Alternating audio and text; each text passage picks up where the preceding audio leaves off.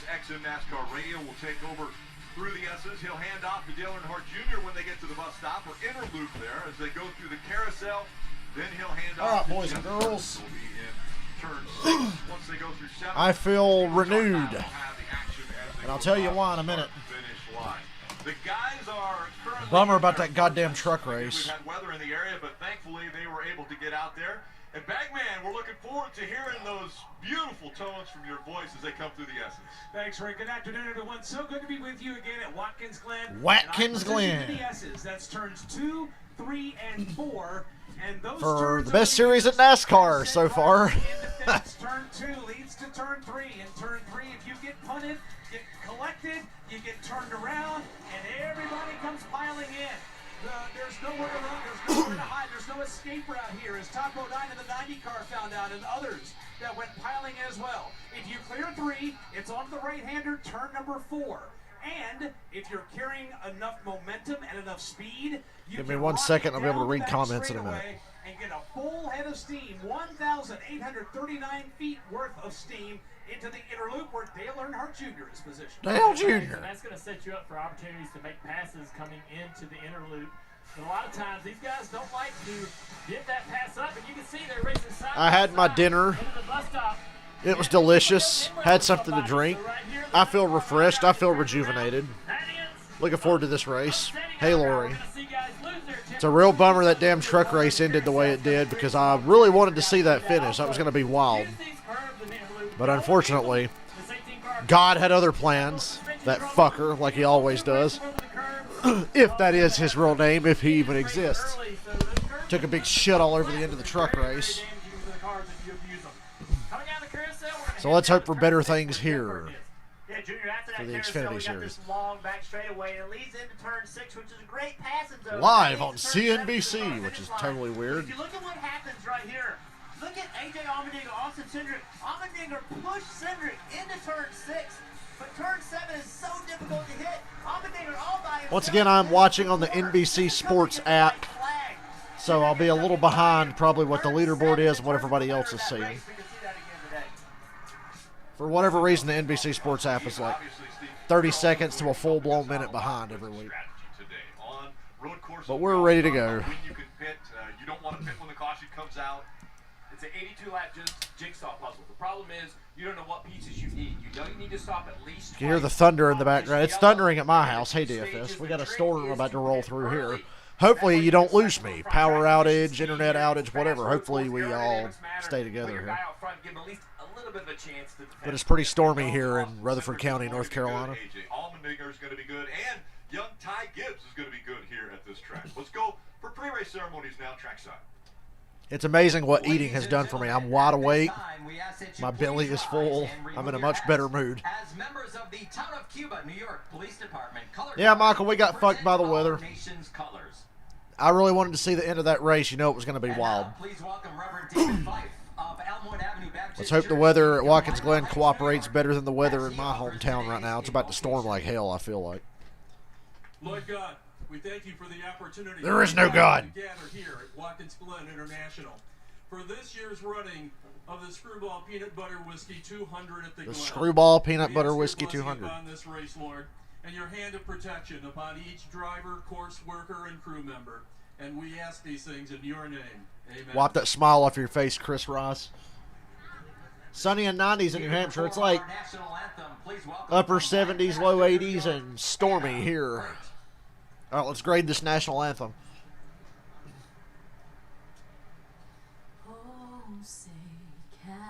Hey, look, kids, it's a dipshit. It's Noah Gregson's on the screen right now. I'm in such a good mood now. I might stream later. I might stream Batman or something later. Because I didn't get to do it this week because I was working and hating my life.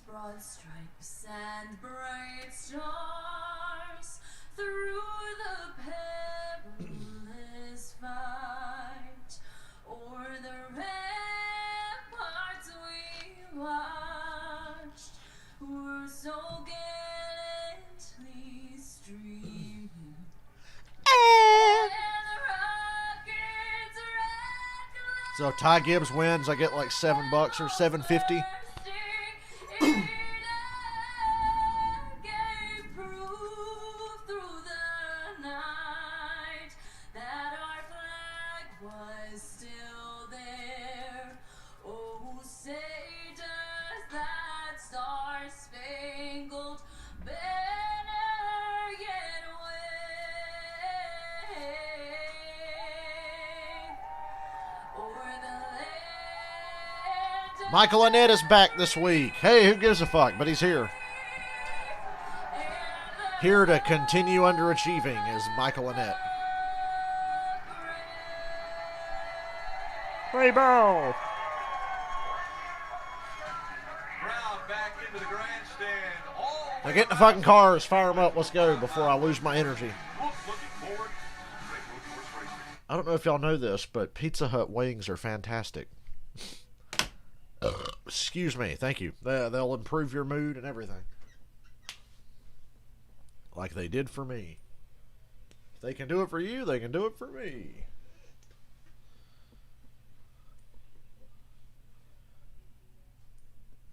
Hopefully this energy will carry me through the rest of the night. I didn't want to go to bed early, but earlier I was thinking I might go to bed after this damn race.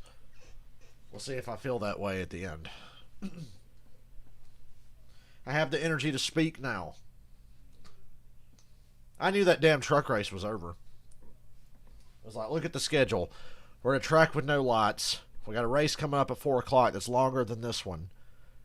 2 lightning strikes, it's going to be race over. And sure enough, I kind of sort of heard on the Fox app on my computer, oh, Austin Hill wins at the Watkins Glen. I'm like, okay, I guess it's over. Time for the Xfinity race. So good call on me for ending that stream early and giving myself a break. The break that I so desperately needed to have the energy to come back here and talk to you guys right now. I'm in a good mood. Man, being manic depressive is hard. Because about 2 hours ago, I was like, ugh, why am I awake? Now I'm like bouncing off the wall. Because I get to hear Junebug on an Xfinity race.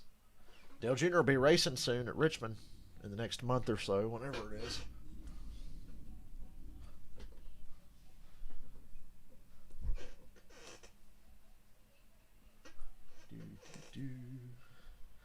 Maybe I'll have the motivation later to get back in Ultimate Spider-Man on my Xbox and beat that goddamn Beetle boss fight with Venom. That fucking boss fight is bullshit. The Venom suit in that game is slowly killing you. You don't have any people to eat to replenish your health, and you're stuck in a room with fucking Beetle and his bullshit-ass attacks. So it's kind of a pain in the ass. I'm sure I'll deal with that later. I wish I could stream that for you guys so y'all could enjoy my anger.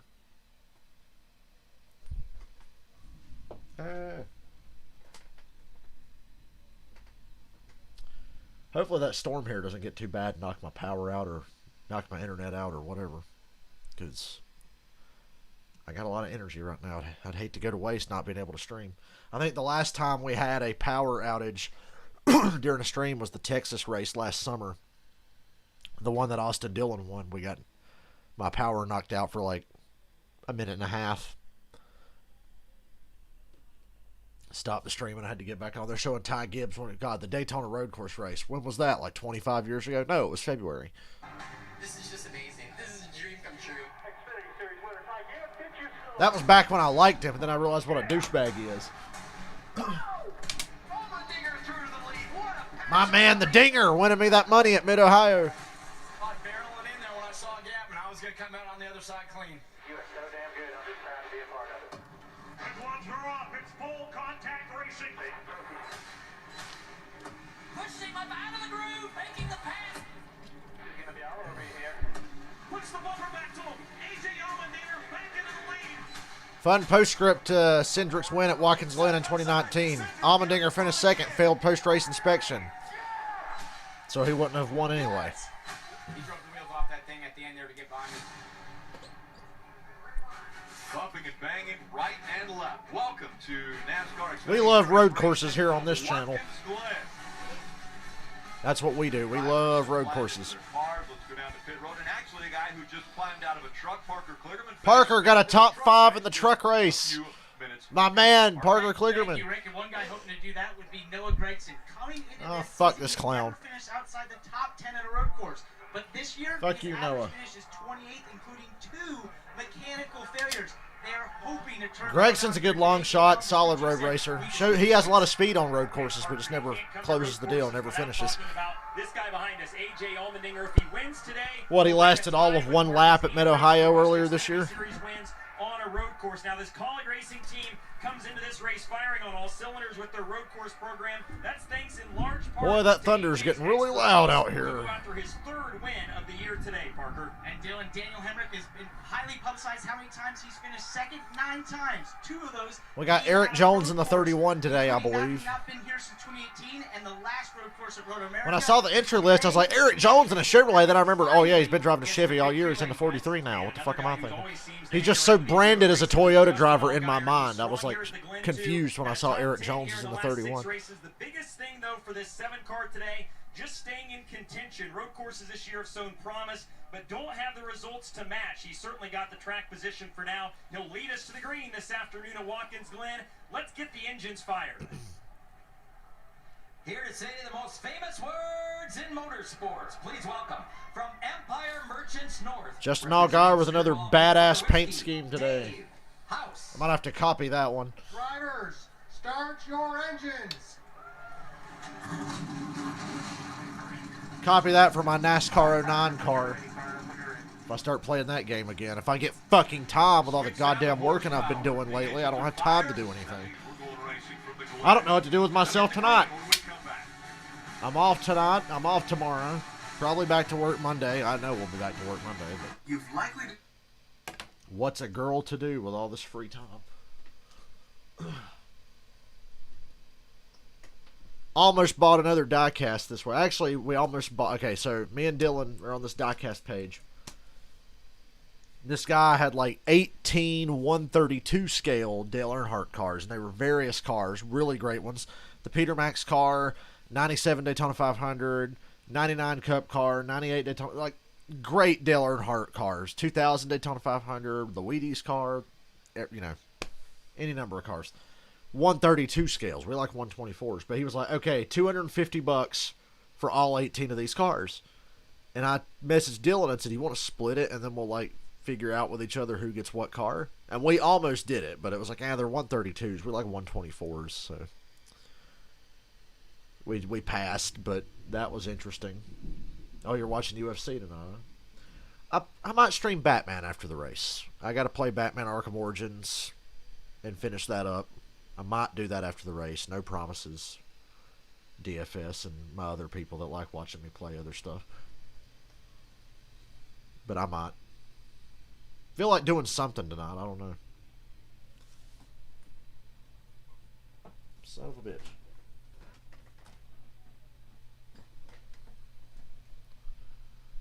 I'm ready for football season. That little taste we got Thursday night, you know, the first half of that first preseason game is always fun. Ooh, thunder. I'm going to go ahead and unplug my computer, so if everything gets zapped in here, at least my computer will still work. Unplug my computer for a little while. Till the old storm passes. I'm paranoid about that kind of thing. I worry about my PS5, my PS4, and everything else. Realize how much shit I've got plugged up in here? Let's see. Cable box. 50-inch TV. Smaller TV. PS4. Xbox 360. Xbox One. PS2. PS5. Computer. Lamp. Got a bunch of shit plugged up in here. I literally... There's not a single plug in my room that's available. Yeah, DFS, you're here pretty much every time I stream something, no matter what it is. You're a regular. One of my favorites. It's nice to have loyalty.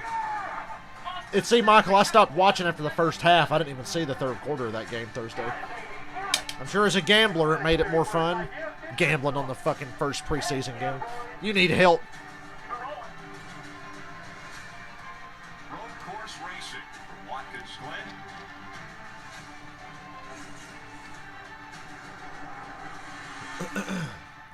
Get this man some help. qualify. And you see cars start to roll off of Allgaier, Allgaier, Cindric, Hemrick, Harrison Burton, Justin Haley, AJ Allmendinger, Mount Snyder, Jeb Burton, Brett Moffitt, Riley Herbst, top 10 to start this race. Ryan Sieg to the rear from 13th place. Major. Drink responsibly, Major. Iowa missed 2 races, but he's back now and has that pass, I guess, from NASCAR that he's still eligible for the playoffs. As we look back a little bit further, Mark there. Oh yeah, Austin Dillon in the 23, Eric Jones in the 31. Austin Dillon. That's notable today. Want to chat with Austin Cindric. He's driver the 22, and right now currently the leader of the regular season points. Hey, Austin, Steve Letarte and all the guys up here in the NBC booth. You got a copy? Yes, sir, I got you. All right, man. It's been a couple of years since we were here. You got your first win. It's hard to believe. 12 wins and a championship later. How excited are you to be back at the Glen? Yeah, certainly a lot's changed since the last time we were here, but I think the race win is just as hard as it was back then as it is today. So DFS, I'm strongly considering Batman later. We'll have to see how I feel at the end of the race. All right, well, that's my next question. 4 road course wins in your career, always a threat. What, in your mind, are the keys to winning here at the Glen? I think you got to maintain track position. This is definitely one of the harder places to pass. Really high speed, and you know, as we're approaching the bus stop now, that is our best passing zone. But you know, you're still carrying a ton of speed, second gear corner on entry. So that'll be a challenge for everybody today to make that up. So that's probably the most important bit, just execution and staying up front. All right, buddy. Well, you got a great starting spot. Good luck. It's going to be an exciting day. I hate to be a downer, Major, but ever since my best friend's mother died of liver failure at 45 last month or whenever it was, whenever I hear people drinking, I'm like, please don't. He knows how to win at these road courses, without a doubt. It's like, please don't, but hey, you only live once. YOLO, as the kids say. I think the kids still say that. One of those is Riley Herbst. We'll ride on board with him, and the Dixie Vodka Tony's Tea on board camera. Now, it's been a tough first year in this 98 car for Riley, but times may be changing. They put together some top 10s runs a little more consistently. Road courses are showing promise, too. He had his career best road course finish last time we were on one of these left and right turn racetracks at Road America. So you have to walk before you run, but this group's starting to get things rolling. It's time to go for them, too. They're just outside the playoffs in 13. So, Parker, a good run today will go a long way for this 98 car. No doubt, Dylan, and also for our Toyota onboard here with Ty Gibbs. When you have a rookie driver, sometimes you have to sort of feed them the info. You don't want to overload them. And speaking to his crew chief, Chris Gale, he said, you know, this rookie driver, though, he won his first start on a road course, if you remember, back at the Daytona road course. He said, the thing we do with Ty is we lean into his aggressiveness. He's a very aggressive We lean into his aggressiveness and his fucking hypocriticalness, or is that a word? Wonder where Karen is. She didn't come by for the truck race. Karen, are you out there? Buy any more diecast to make me jealous, because I just mentioned a story about how me and Dylan almost bought more this week. They took a hiatus last year during the pandemic. So we want to refresh you as to what this racetrack is all about, 2.45 miles. And to do that, let's bring our drivers back in. Dale Earnhardt Jr., Jeff Burton. Yeah, Rick, let's take a lap around this racetrack down into turn 1. A lot of mistakes into this corner because of the downhill braking zone. You're going to see guys run wide on this corner as well, but it's all paved. Just trying to get back in line here for the S's is very difficult. Up to the S's is really, really important. Good line, good handling car to put yourself in position at the entrance to the bus stop is really, really important. So getting up through here in speed, in throttle, will set you up for those passes down in the braking zone of the bus stop. So down this long straightaway into that braking zone. All right, a lot of passing into the bus stop. A lot of guys trying to sort themselves out. Will race through their side-by-side. That's going to end in tears. Think through the carousel. Big, long, sweeping corner. Trying to get through here fast for this exit is really important. A lot of wide room to run off there as well. Yep. You'll see a lot of people use everything of that racetrack all the way out to the I love this racetrack so much. All the way to the right side of the road. Turn to the left. Get on those aprons on the left side, and then turn 7. This is a turn coming into the front straightaway. This will give me the end of the lap. Great passing opportunity. Wouldn't be surprised to see a last lap pass happen right there. Yeah, not surprising. Going green next time. They're coming out of the S's now towards the bus stop. We're going green. Front row that would be battling for that win. No more weather in the area, it looks like. See today's official pace car. That's the Toyota GR Supra. Is that a Supra? It is. At pace laps. And we want to thank Ruoff for helping us bring the Batcam back. That's right. This Batcam. View as we come out of the S's and No. Oh, it's so awesome. The shot is great, and I'm psyched to see 175-mile-an-hour game of chicken. Because that's basically what it is. As you head down in front of Dale Earnhardt Jr. in that interlude, it's who's going to give. And he's mentioned it a couple times in the pre-race. It used to be someone gave, and it was single thread, single file through there. Not anymore. These drivers will go in there too wide. And I like what he just said. What did he say?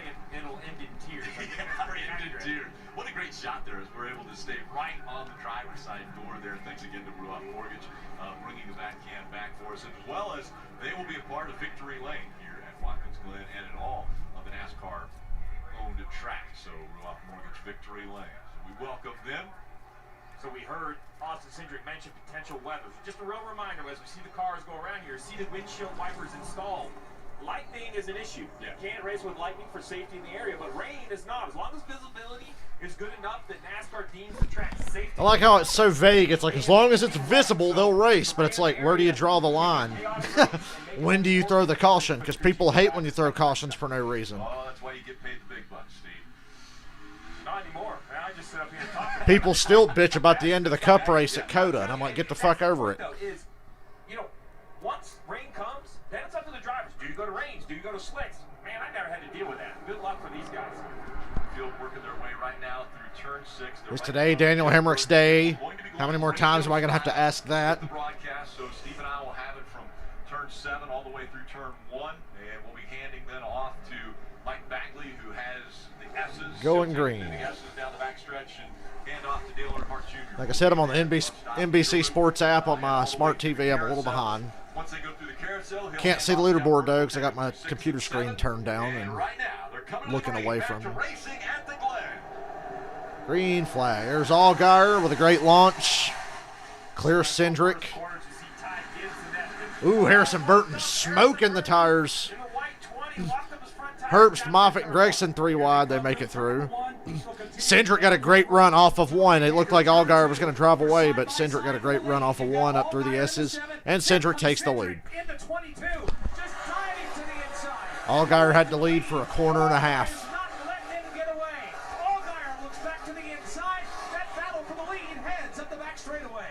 Into the bus stop, best part of the racetrack.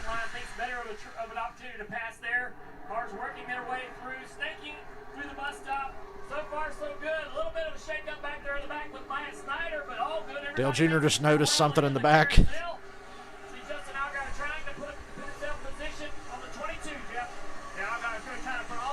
I'm amazed this race pretty much started on time, looking at how the weather was looking earlier. It's all sorted out up front, all single file, all the way back, at least 10 or 12 cars deep. Cindric's going to lead lap 1. Followed by Allgaier, Hemrick. Oh, we got a spin in the back.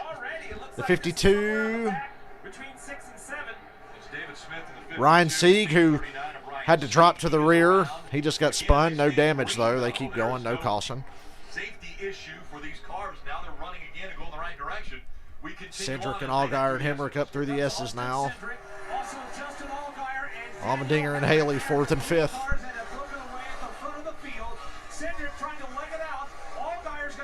I'm still so disappointed about the end of the truck race. We need this race to be awesome to make up for it.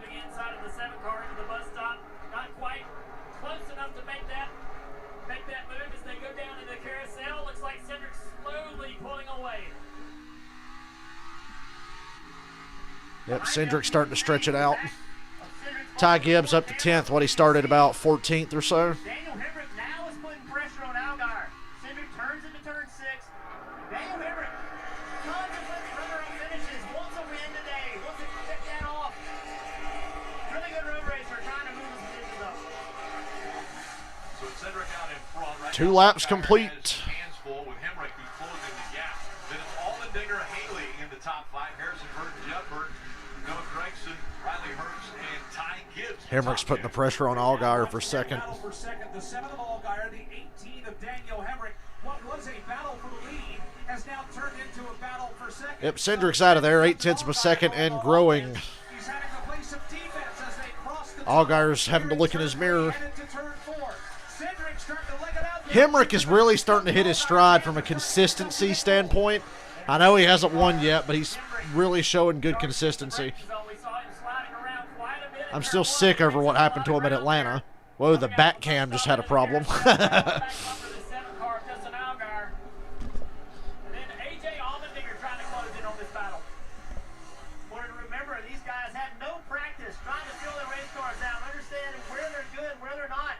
Yeah, no practice made the first couple laps of the truck race really interesting.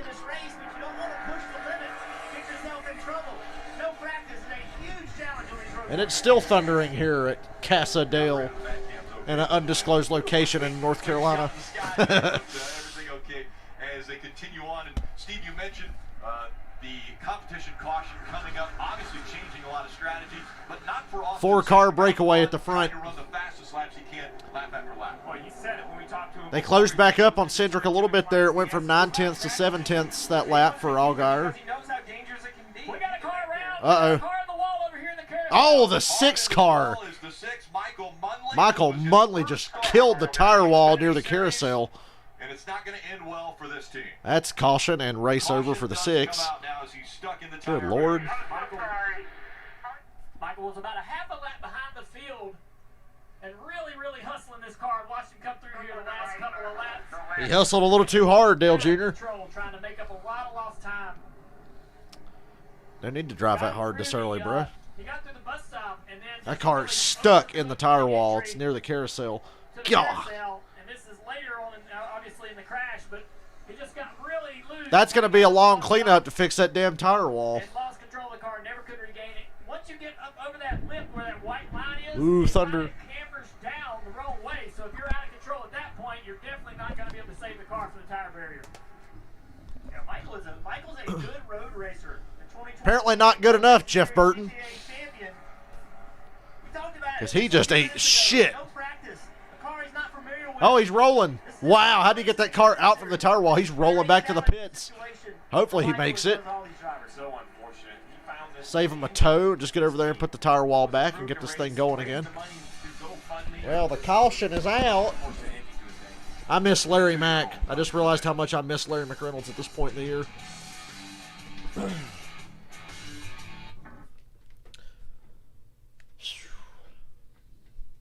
Tough scene, but at least the car's still moving.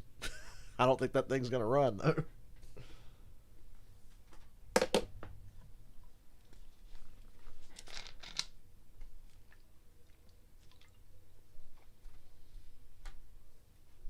It's so dark outside. It's barely 4:30 in the afternoon, and it feels like it's 8 o'clock at night. As dark as it is outside my house right now.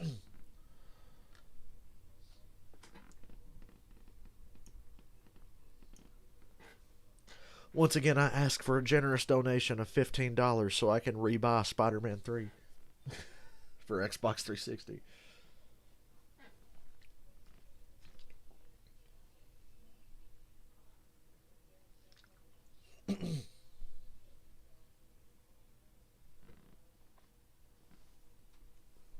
Next year, we'll have practice and qualifying. I got a feeling. They'll have to have practice next year. It's a brand new car. Although that would be pretty fucked up. Here, go out there and race this fucking thing. It's like, Jesus.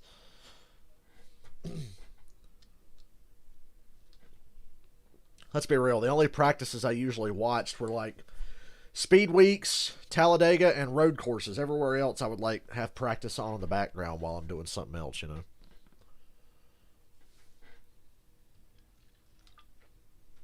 That was about the extent of my practice watching.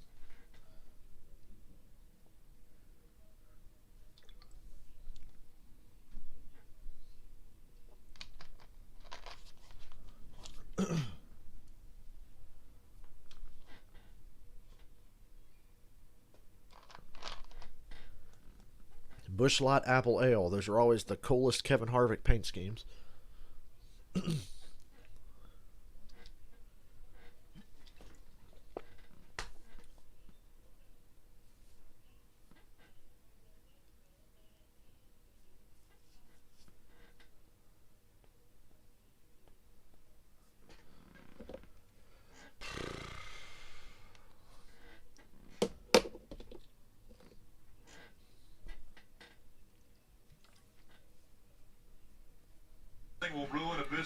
relationship faster than 5 laps into stage 1. We're under caution. Cendric's the leader. Allgaier second. Hemrick third. Allmendinger fourth. Don't miss Money Court. Justin Haley was fifth, I believe. 11, 10 p.m. Eastern, right here on CNBC. Steve, we've already seen a couple issues already. Very difficult racetrack, especially for guys making their very first starts. You see right here the 52 of Smith, also his first start in the Xfinity Series, got spun around him. And drivers, I'd like to get your opinion. You know, when we talk about difficulties with road courses, it's one thing to be, you know, can you make lap time and grip? But Junior, at this place, it's just so fast. They were fixing that damn tire wall I told you it would take forever to fix. If you cross over a little bit like we just saw, there's no real estate to save it. You just run out of track. Yeah, you're exactly right. You took the words out of my mouth. Fast. That's the problem with this racetrack, or why it's so difficult. And other road courses, they're typically slow corners, a lot of directional changes and braking zones and so forth to keep the pace down. So when you make a mistake, wheel hop, you can kind of gather it in. You might spin out, get off course a little bit, but rarely do you make contact with a wall or a tire barrier.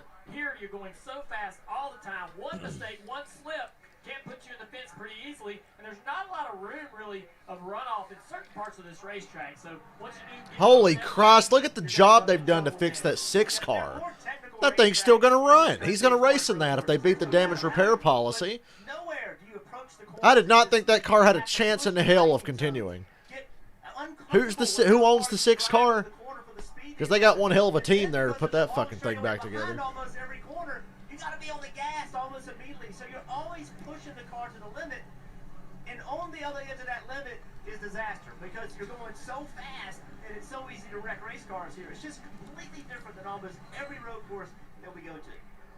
Let's get a few updates before we go back to green. We'll start with Dylan. And Rick, you know, we always talk about AJ Allmendinger when we think of the Colleague Racing cars and their success here, but how about a tip of the cap to his teammate Justin Haley? He rides in the 5th spot right now. His crew chief Alex Johns, very complimentary of Justin's road course racing skills and his prowess, and said, hey, Justin really likes these road courses. He's mentally in a really good spot, really optimistic about this weekend and next weekend in Indy. So always nice when you can come to a place that can test your patience, no doubt about that, but always nice when you can come to a place and be confident and be excited about attacking it, Parker. Well, Dylan, and to continue the They were going green this time. It looks like they've got everything put away and the outside walls fixed.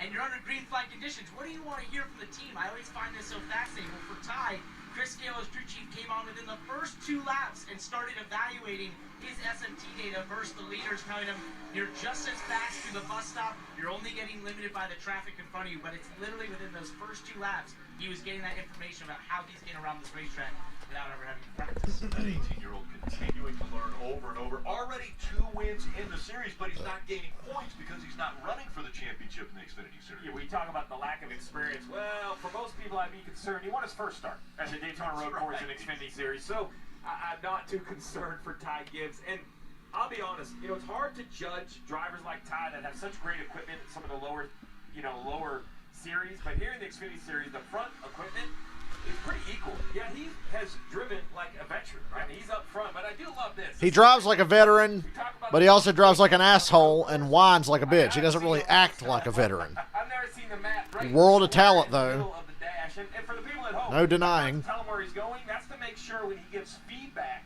he's not confusing his corner numbers. Because we joked before he came on the air, right? Me and Burton and Junior. Okay, hey, what do we call him the last? I think they waved off the restart. Yeah, the lights are on the pace car again. Never mind. We were going green. Has to go back and forth from driver to Get another damn commercial break in, please. as crew chief. Well, you can go inside the headset with access to NASCAR Scanner for only $2.99 a month. You can listen in on Pit Strategy and Spotter Communications. Next Saturday, Indianapolis Road Course at 12:30. Early start times on Saturday suck for me, but I'll live with it. So, you know, we said it a couple times. When this race was taken off the schedule last year, you know, it was obviously for all the right reasons. It was an unfortunate time for the whole country in the pandemic, but man, that was a gut punch for me. Coming up here, campers everywhere, crowd everywhere. I mean, they love racing in Watkins Glen. It's so much fun to come up here, and man, that one just really stung. Yeah. Well, I remember when Chase Elliott got his first win, and the crowd roared. How loud is The crowd roar! Rick Allen referencing his own call. He's going to get his very first Cup Series win. He goes wide. Static in this place. Aggressive goes around. That's another classic Watkins Glen moment. Aggressive goes around. We're going to have cup cars here at the Glen. And then we're going to go to Indy cars in Nashville. I've been watching some of the practice. I'm going to tell you, we talk about young drivers, up-and-coming drivers. Well, Colton Herta has led both practices. Have you seen some of the in-cars? That track is not only crazy technical, crazy fast, but we're going to go across the bridge. The bridge? Yeah, I know. Yes, I mean, that's crazy. The Korean Veterans Memorial Bridge there at Nashville. Really excited about that. Have to keep an eye on that IndyCar race tomorrow. That's wild. You're showing an onboard right now, going across the bridge with Alex Palou. Look at this. Yeah. I mean, look at that. Okay, that's cool. I'm sorry. I've seen a lot of stuff, but that is an unbelievable shot. And bravo to IndyCar, to the city of Nashville, to all of the people. Dale Jr., I saw your name attached to this Grand Prix a little bit. Everybody that it took to put this together. You and I are in Nashville. The city is, it's crazy. It's so much fun. So to think that they somehow snuck that through the streets is amazing. Well, so tomorrow on NBCSN, of course, countdown to Green for us in the Cup Series here at 2 o'clock. Then racing from the Glen at 3. And right after us, it will be that IndyCar Music City Grand Prix from Nashville. And what an event that is going to be. So interesting choice on the right side of your screen, the white car of Austin Cindric. He had the choice. Now, there is no choose rule at the road courses for the rest of the field, but for the front row, you still get to choose. And he chose driver's left, which, you're like, that's the inside. Well, here at Watkins Glen, that's technically the outside, because you go down into turn 1, and really, I think that's the place to be because of all that runoff room we talked about. So if something goes wrong in turn 1, you can bail out. This is the longest caution in the world. Not really. We're going green this time. At the completion of lap 7. Right-hand turns. Turn 1 and turn 2 are both right-handers, but yet we see Austin Cindric choose that outside line. 2 monster cars doesn't cover. I'm like, good luck keeping those two. Doesn't make it easy, does it? Getting ready for the restart again. Competition caution coming up on lap 10. Why is there a caution at lap 10? We're going back to green at lap 8. So we're going to throw another caution in a couple laps, guys. The Truck Series didn't have a comp yellow. Cindric from the outside. Can't quite clear Allgaier. Now he does. Allmendinger around the outside of Allgaier for second. Wow. Cindric and Allmendinger around the outside. Both cars. Cindric chose the outside line going into 1. And we're going to run 3 laps and then throw another fucking caution for no reason. So we haven't had nearly enough caution laps yet, guys. Look at the fucking speed Allmendinger's carrying through the bus stop into the carousel. He ran up on the back bumper of Cindric. He's got nowhere to go. But damn, he was fast through there.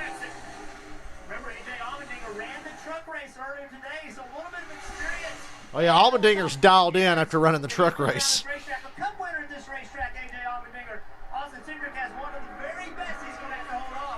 3-car breakaway, Cindric, Allmendinger, and Allgaier. Once again, I get to struggle with Allmendinger and Allgaier racing together. 2 to go till the competition caution.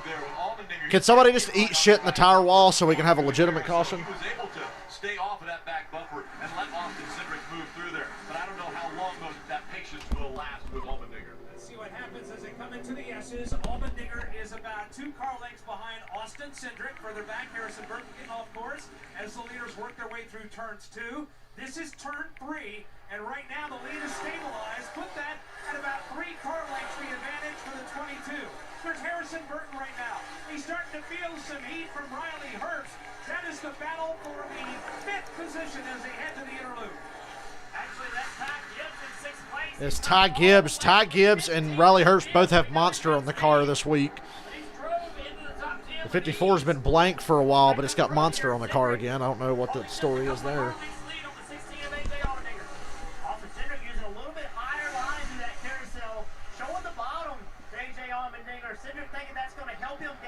Boy, I'm so excited we're going to have another caution in a lap.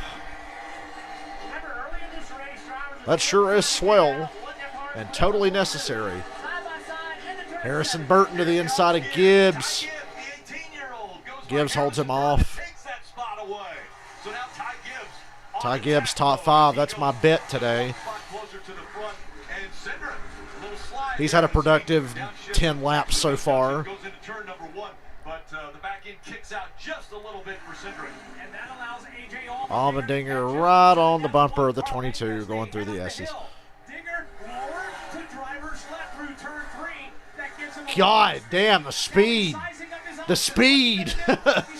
Cindric must have lifted just a little bit. Allmendinger did not lift coming through the S's. Into the bus stop. If it comes down to these two at the end of the race, it's going to be a battle. Allmendinger slid out of the bus stop that time. Slid just a little bit. Very interested in watching those drivers navigate the carousel, running different lines, trying to figure out what will do the best job for them with its overall grip. It changes as this race goes on as well, and also AJ Allmendinger thought he was going to take a look right there. Wise move not to. Late in the race, he would have taken that spot there. Calm him down there, Jim, when he comes through that next time. Calm him down. 10 to go. We're halfway through stage 1. A caution's about to come out. There it is. No fucking reason at all, but there's a caution. You just heard Chris Rice right there say, calm him down, calm him down. This is the competition yellow, and that's what Chris Rice, who basically runs. Yeah, we had a caution 3 laps ago, so now we got to have another for no reason. I hate competition cautions, but when they're in this kind of situation, it's particularly stupid. Here at the racetrack, they like young crew chiefs, and that's because they have someone like Chris Rice who can help mentor them. And there's no time better to learn than on the job. So that was him kind of coaching Allmendinger's team. He knows how fast that 16 is. And he has a great relationship. We got to break up all this action, guys. Communicate all the time. He knows coming into this race, Allmendinger's the favorite. He doesn't want him to, maybe lose his head a little bit early in this race, because it is very early in this race. He knows that he's going to be competitive at the end of this race. Well, so now the question is, what is that plan, right? And so as we are on lap 10, or completed 10 laps, on lap 11 here, pit road will be open. Ain't nobody going to pit. Nah, some people will pit. 32-ish, 33-ish laps. So you want to run this backwards. What that means is you take the 82-lap finish, you back up as far as you can, you come to pit road. Well, then you back it up another fuel run, you're still like 4 or 5 laps short on fuel. So the question is, do you pit here? And if you do pit here, do you just come back in a few more laps for gas only? How do you kind of, what I call it a jigsaw puzzle, this is the first step, right? This is the first step. The pieces are kind of laid out in front of you. Which pieces do you want to put in place? You see right here, no helmets on the 7 pit crew. They look like they're not even considering coming to pit road. Other teams up and down pit road, it looks like they're warming up. So you say do it backwards. I'll try to get the math right and check me on it. But you said 32 laps. So 82 minus 32, they come in at lap 50. Then 32 from that, lap 18. But you said it could be 32 or 33 laps. So it could be 16 to 18 could be the earliest stop where they could make it on one more stop. And you gain a little bit of better mileage under yellow, and you know you're going to have some cautions with the stage end. So you maybe will open the pit window at lap 14. But either way, we're 3 laps. Oh, 3 laps. Well, that's give or take 10 miles. So that's a long ways. Yeah. I know. Pointless caution is pointless. At times, but it is a part of the sport you have to accept if you're a race car driver. If you are not willing to save fuel. Pit road's open. Any takers up front? As you see, the leaders, this isn't in their fuel window. Nope. So competition caution is here. Well, would you look at that? Nobody in the top 10, top 12, top 15. Nobody's pitting. Wow, this caution was really necessary. Oh, we got one way back there. Who was that? Couldn't tell who it was. Back around 20th or so. We had a taker, guys.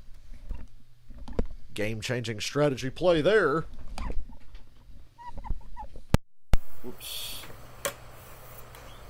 Just unplugged my fucking headset like an idiot.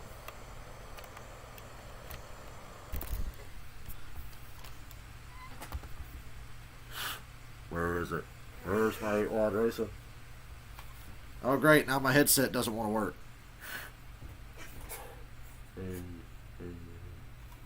Great. My headset doesn't want to work now. That's fantastic. Are you fucking serious right now? My headset doesn't want to work. I bet I sound really far away. That's just great. One second. Let me see how this sounds.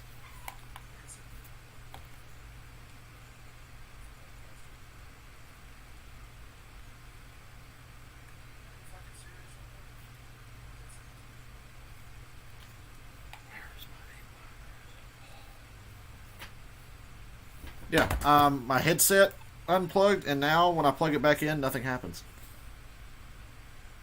So, I've got a microphone on my laptop. That's what you're hearing right now.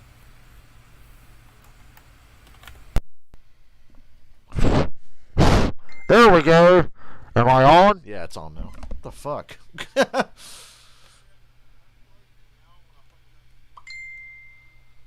Don't know what that's about.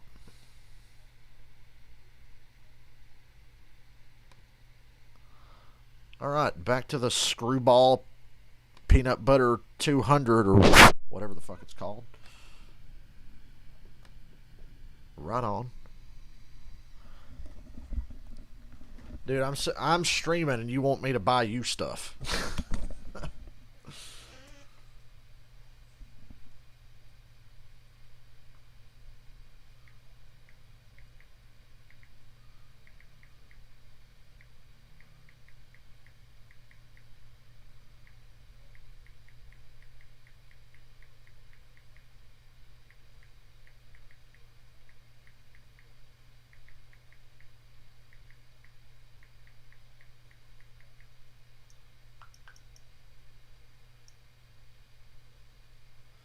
Sorry, I had to yell on the headset for a minute to make sure it was still working. Again, doing this one radio style, handing it off at each of the different turns and twists here at Watkins Glen. Steve, I know you've been watching that radar quite closely. Yeah, we had a little lightning delay earlier, but now it looks like just some storms moving in, and not so heavy, just some light rain, which is enough to wet the track. These teams are going to have to decide what they're going to do for tires. Talking about some rain rolling into Watkins Glen in the next hour. Keep an eye on that. Tires available to them. Again, it's Austin Cindric, AJ Allmendinger. Allmendinger's on the inside as they go into turn number 1. 12 laps in, Cindric, Allmendinger side by side. Cindric shows the outside. We got a wreck in the back. The 99. Hey! We see Tilly, who is another driver. The 99 got tore up really bad. I can't see who else got tore up. That'll be another damn caution. Cindric gets away with the lead. Allmendinger second. Hemrick third. There's going to be a caution, though. The 99 stopped on the front stretch. Cindric getting the lead from AJ Allmendinger, or has he? Dinger looks driver's right heading into the interlude. Looks like Cindric's going to carry that car, carry that lead into the interlude. We've seen it time and time again how the 16 of AJ changes directions, and you see again as he puts the pressure on Cindric down into the carousel. This 16 car looks really good so far. I agree, Junior. The 16 car really smooth. Car's not moving around a lot. Austin Cindric's pushing his car. Look at the gap Austin Cindric gained off that chicane. And now they're still green somehow. The leader goes into the final corner here, the 22 of Cindric. Let's take a look back. Kyle Tilley in the 99. At the top of your screen, And Kyle Tilley, I don't know what the fuck he's doing. Blocking hard for 30th. Hell, that's like 35th he's blocking for back there, and he got fucking wrecked for it. And then poor Matt Mills runs into him. We got another spin. The 26.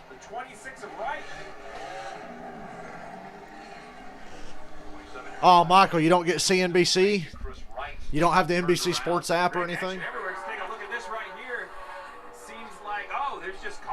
The 17 ran the 26 over in the carousel. We're still green. I guess the 99 got it rolling. We're still green. They've come back around. They're in the bus stop again. I thought for sure there'd be a yellow.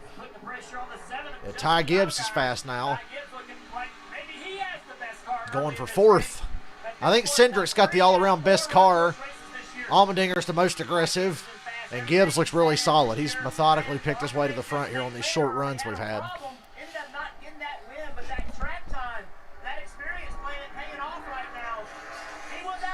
Well, I'm sorry the leaderboard's way ahead of what I'm talking about. But I don't have CNBC either, so. Hemrick just in front of that 18-year-old. Hemrick has closed the gap on Allmendinger, so Hemrick looking. Fucking 99 was back there blocking for 35th. He blocked so hard and wrecked himself for 35th on a restart. It's like, wow.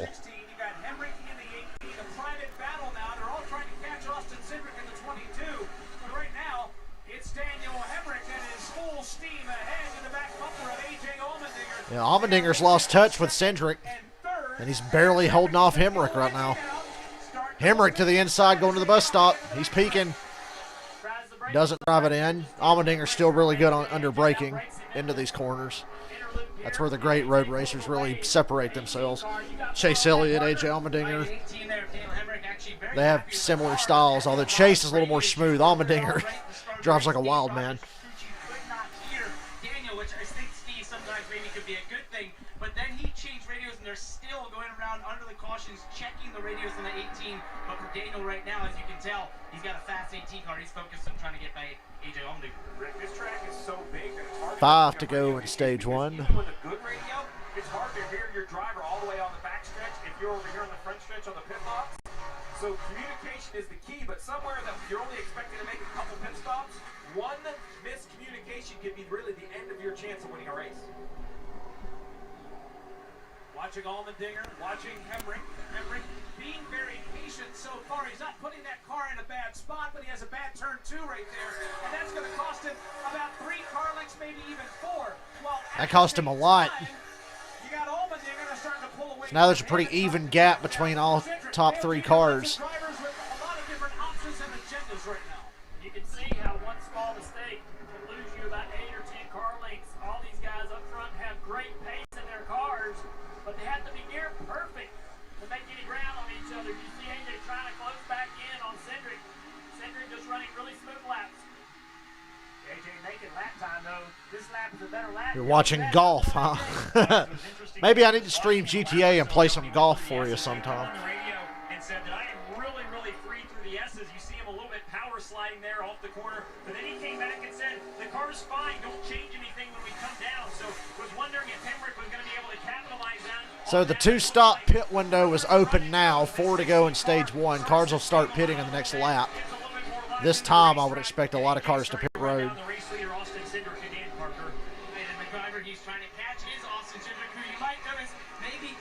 If I was Allmendinger, I concede I'm not going to beat Cindric for the stage. Just pit and take the track position. Cindric probably stay out and get the playoff point.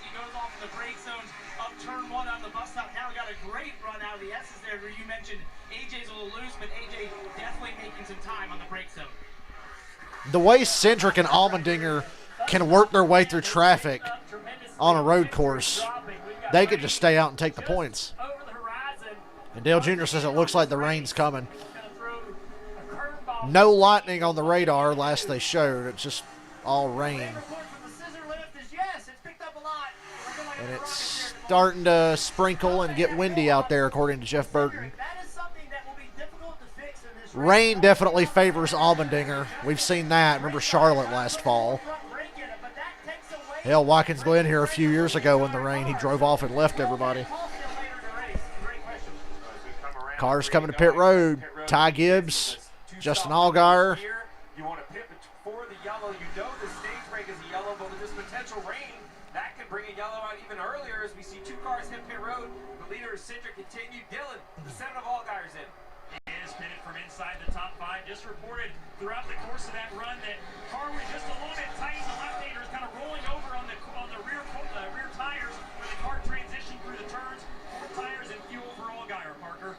For Ty Gibbs, he's been very quiet on the radio since that update of how good he was to the bus out. The team hasn't said much. He has not said much as they came down here on pit road trying to flip this stage. But he was obviously very fast in the laps getting down to this. Slow stop for the 54, it looked like. And a reminder, 2 laps before the end of the stage, they close pit road. So guys that are wanting to come on, if they can get to pit road before the leader hits the start-finish line, they want to come to pit road. So the way I see it, has control of this now because if he chooses to stay on the racetrack, he will close pit road for everyone else. If he turns right and comes to pit road, let's see what Cindric's going to do this time, Bob. We're at 3 to go, coming to 2. He's coming around 7 right now. Stays out. Cindric's going to stay out and close pit road and take the point. So Cindric's like, nope, forget this strategy. I'm going to stay on the racetrack. I'm going to try to win this game and get a playoff point. That closes pit road. Austin Cindric out in front. Allmendinger running second. Hemrick in third. 3-car breakaway now through turn 1 into the right-hander, turn 2. And now these drivers have the comfort of not being pressured to be overhauled by someone else. They've got some room to work on the racetrack to get to the end of this stage. Austin Cindric's done a great job of maintaining his lead, just as Tigger and Emmerich have done a good job of maintaining second and third. Pretty impressed with AJ Young. Hang in here with his 22. It looked like that 16 car did not like the cycle. God, Allmendinger's sliding. I don't know why he's pushing so hard. I mean, he's just going to pit at the end of the stage. Might as well go for it. He's losing ground at the 22, but driving harder than he was before. To find out what it won't do well, that way you can communicate when you do pit. Crew chief, I need a change, and this is what I need. And the only way to learn that is to push it. Find out what it will do. See slower traffic in front of the 22. They'll be getting basically one to go in this stage. Will this slow traffic disrupt his... Coming to one to go. Lap traffic. Allmendinger's close enough to Cindric to where if Cindric makes a mistake, he can take advantage. On the last restart, and we get it going back once again. There's that gap, about a 5-car length gap between Cindric and Allmendinger. And then you've got the lap car of Kyle Tilley in there, and now you've got Daniel Hemrick in third as they make that climb and crest turn 3. Quickly pivot back to the right, which is turn 4, which leads the field to the back straightaway. And Austin Cindric is well in command of this race as we head to the end of the first stage. Austin heads into the bus stop, starting to feel some light sprinkles over here in the carousel as these cars navigate the balance. Junior says it's raining in the carousel. He would know, he's standing right there. Around the bottom of that carousel trying to get power down on Rex. At this point in the race, coming to the stage end, it's just about not making a mistake. Team kept you out for a reason. Take advantage of it, get these points, get this playoff point, moving into the playoffs. That's the goal at the moment. Yeah, and remember, the winner of the regular season... Cindric's going to win stage 1. Allmendinger second, Hemrick third. Allgaier and Ty Gibbs should cycle through to the front here. And I see raindrops on the front stretch camera now as well. Hopefully it'll just start pissing rain during this caution here and make it easy. Going to be one of the favorites coming in, but it's not a runaway favorite by any means. Allmendinger could keep pace, Hemrick could keep pace, Ty Gibbs, who has pitted, could keep pace. It's going to be an exciting race. So that's the end of stage 1, and it was an eventful stage 1. A few of the first-timers struggling around this road course, but not... Love how these big stock cars just get up on them curves and bounce and run over them. I will be right back. I gotta grab something to drink. Now that I have stuff to drink, I was getting so mad earlier. I was losing my voice and my throat was hurting. It's doing it again because I'm talking a lot. I'll be right back.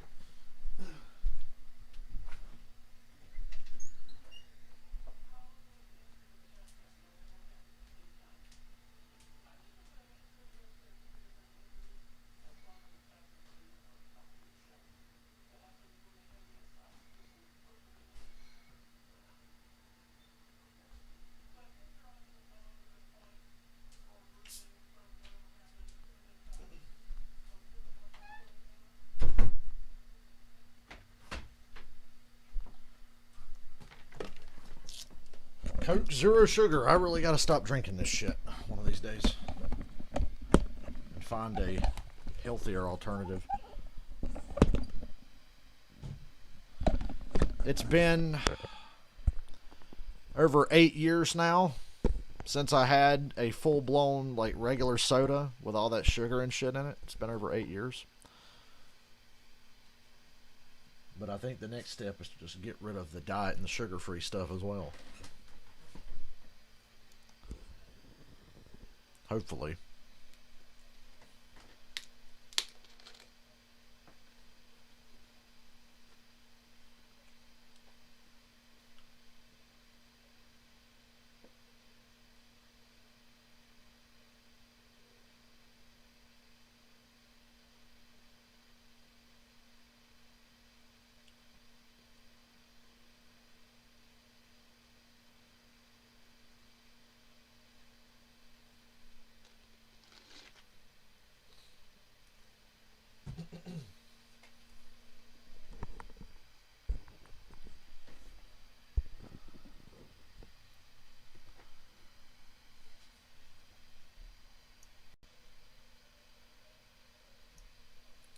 Haven't listened to the Dale Jr. download in like a month. They haven't had a guest on that I'm like really excited about in a little bit. I give two fucks about Mark McGuire. Wasn't he on there or something? Mark McGuire, or there's some baseball player. I don't fucking know. Like, I give a fuck.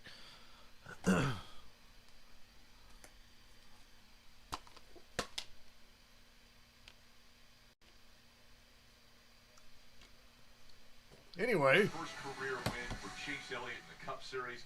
Such a big win for him. Then he goes on and wins the championship last year. Actually, Dale Jr. Was with him and spent time with him. Peacock has a special on Chase and winning that championship in the road that he's on now. Here's a taste. You run second and be like, I'll let everybody know. I did. I know. I didn't do a good enough job that second time to get back. Probably some of the worst restarts you could possibly have. I'll be able to figure it out. Do you still feel that much failure and pressure? You know, something was in my hands, and it was directly my fault. Kyle Busch is going to pass it for the lead. I remember being the first one to the car. I didn't even know what to say. You're going to get through this. You will win. Hold your breath time at Watkins Glen.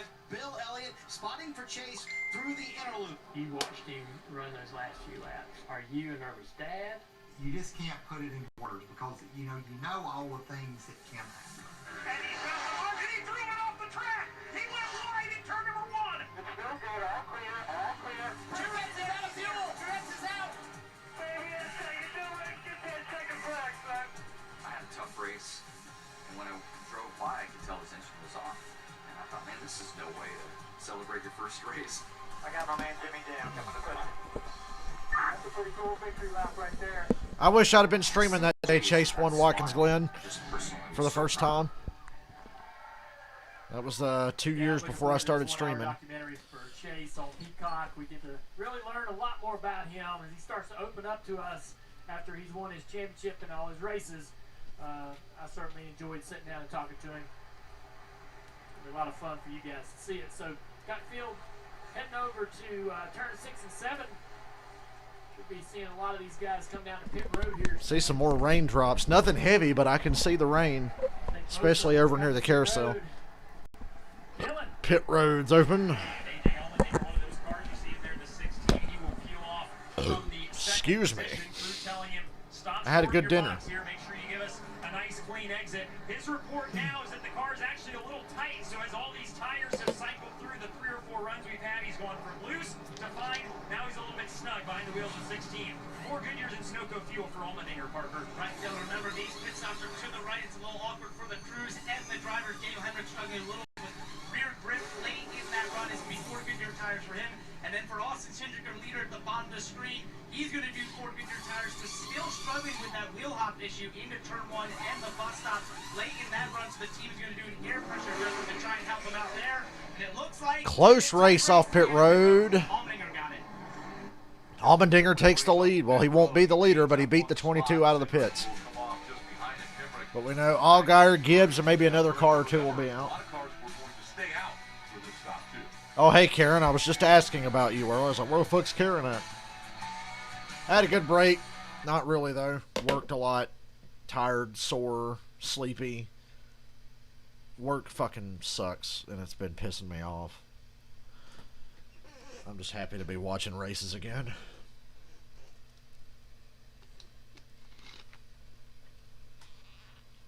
Really happy. Truck race, the ending of that was bullshit, but oh, the price we pay when we try to have double header days.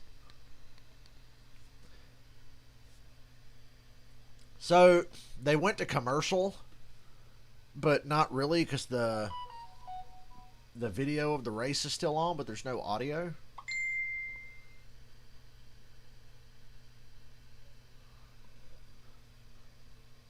Weird. Hold up. I'm going to restart my NBC app because there's no audio. NBC Sports. Then I get to watch a couple of ads before they let me continue watching. What the fuck is up with this shit? No NBC app. I don't want to watch the fucking Olympics. I'm so goddamn tired of hearing about the Olympics. Like, who gives a shit? Don't fucking care. Here for that. Oh, now the audio's on for the commercial.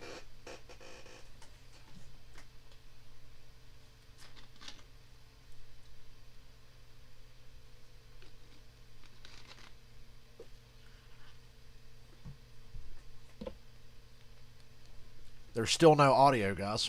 They're coming to the green, and I have no audio. Is anybody else having that problem on NBC or CNBC or whatever the fuck you watching on? Like, I don't have audio. But it's Harrison Burton, Brandon Jones, Ty Gibbs, Austin Dillon, Mike Snyder, and Justin Allgaier up front. Pitted before the end of stage 1. Allmendinger and Cindric are about 10th and 12th or something. Yay, we have audio now. They just waved off the restart. Is it raining hard or something? They waved off the restart. Looks as though... Steve, is that something on the track there? Yeah, right up there. I'm going to tell you, it looks like Fucking roll bar or an axle laying over there in turn 7. Although, the car just ran over. Somebody just run it over back there. That's an axle. Somebody dropped an axle. I can confirm that's an axle. So that's in turn 7. And NASCAR has added a lap. They said we can't go yet. Obviously, they may have seen the same thing that we just saw. Well, I can assure you of one thing. Someone out there, his day has ended because you are not going to move with one axle. Not very far or very fast. There's a couple cars that have made their way onto pit road. Maybe it's one of those. Yeah. That's kind of what I was thinking as I look out the window here. The 99 doesn't look like he has an issue, but the 66, maybe he's on pit road. The 99 who earlier wrecked himself blocking for 35th place. Yeah, they're just filling up the 66 right now. We have a Tractor Supply here in my hometown. We have a little bit of time, and actually we're coming off of 2 weeks off, and so... Fuck 2 weeks off. Can we never do that again, please? 2 weeks off. Whose fucking idea was that? 1 week, fine. A week in the summer, fine. But goddamn, 2 weeks? That was awful. Enjoying a little bit of family time at the beach. You can see the driver's tan there. Yeah, for sure. How about Riley Hurts? The Hokies. Vegas kid. This seems to make sense. It seems like a Vegas thing to do. And then Noah Gregson, I'm not sure. He needs to get the fish closer. Yeah, you got to hold the fish closer, which is, I think, what Harrison Burton did here. Look at this. Yeah. That fish actually jumped, he told me, over the entire boat. Well, it's both of these guys use It just stormed here at the start of the race at my house in North Carolina. It was storming. Look at that sexy beast, Jeffrey Earnhardt. That was a big-ass fish. You're not going to reach into dark, muddy water and I don't like you can just grab a jumping fish. in a dark, muddy lake, so I don't want any part of it. So we said somebody would finally show up, this is a part and piece. Well, here you go. We're going to take a look. I believe this is the 36 car. Yeah, Alex You LeBay. see it sliding at the top of your screen, kind of in this area right here. There it goes.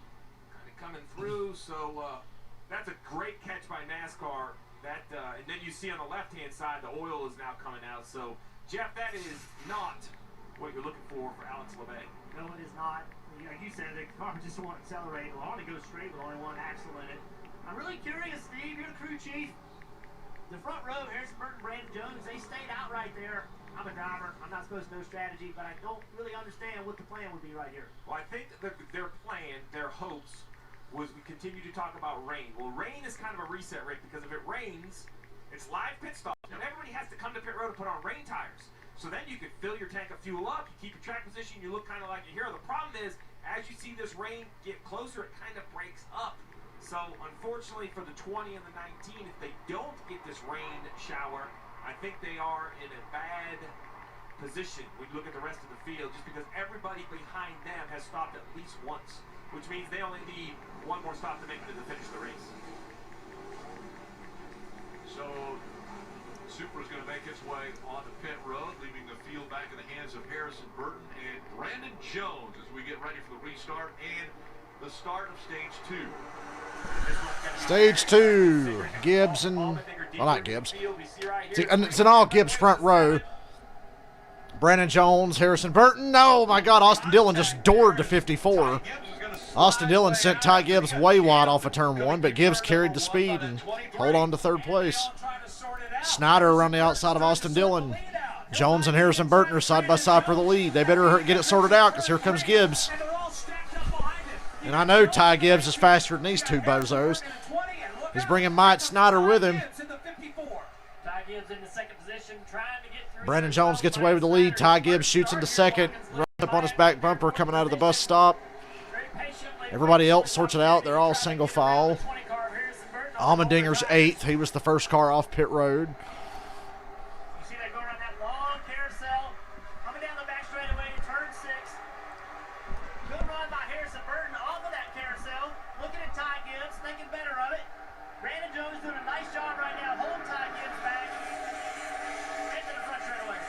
see on the left-hand side. And Gibbs is going for the lead. That's my pick today for the money. Ty Gibbs. Didn't quite lead that lap, but he's door-to-door with Brandon Jones going to turn 1.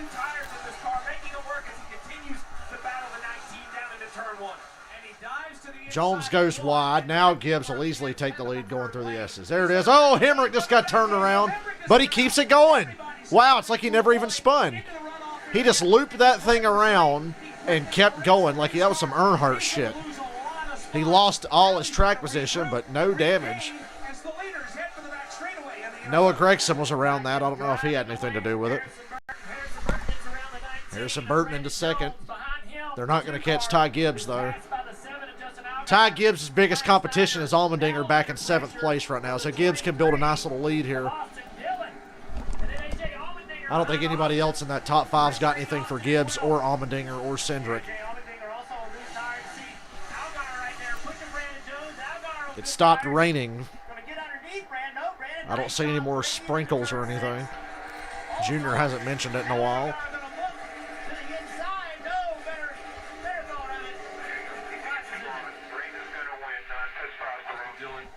Allmendinger to 6th. He passed Austin Dillon on the outside.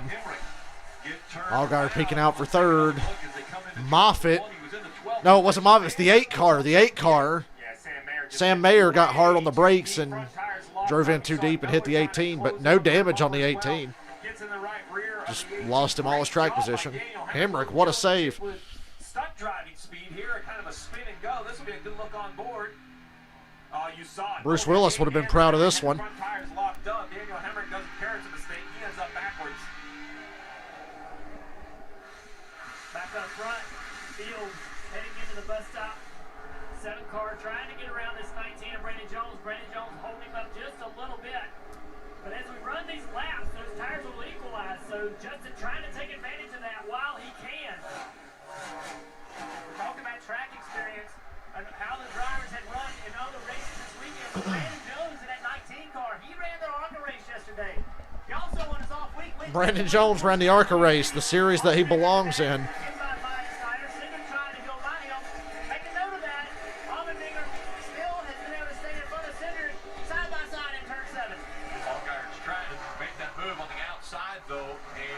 Jones is trying to hold him off. Again, Brandon Jones didn't come to pit road on those older tires, still trying to make them work, but Allgaier trying to make that pass as he works the high side. Allgaier, 3rd place.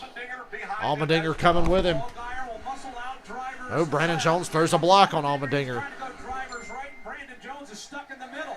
Allgaier's going to grab the spot, but if Brandon Jones looks into the rearview mirror, he's got A.J. Allmendinger in full court press mode. They have just left turn 4. Here's Digger. He's surveying his options. Yeah, my Batman Arkham City disc on PS4 has a similar problem to the Spider-Man 3 disc, but it still registers in my PS4 and my PS5 that it's Batman Arkham City, and they let me play it because the game is downloaded to in the bus stop with that 23 car, trying to run here and get some experience. Back up front here. You put a disc in, it installs it from the disc, and then after that, you have to have the disc to play it, but that's just so the system recognizes that, oh, you own this game. It's your license to play. But in the Xbox 360 days and PS2 days and all that, it's all about the disc. If the disc is fucked, you ain't playing shit. Harrison Burton to pit road. First pit stop of the day for the 20. The 19 should be coming, but he's not yet. Thank God, Jones being a pain in the ass to Allmendinger and Cindric here. It's good for their teammate Gibbs, who's got a 2.5-second lead out front over Allgaier. Now Allmendinger's up to 3rd.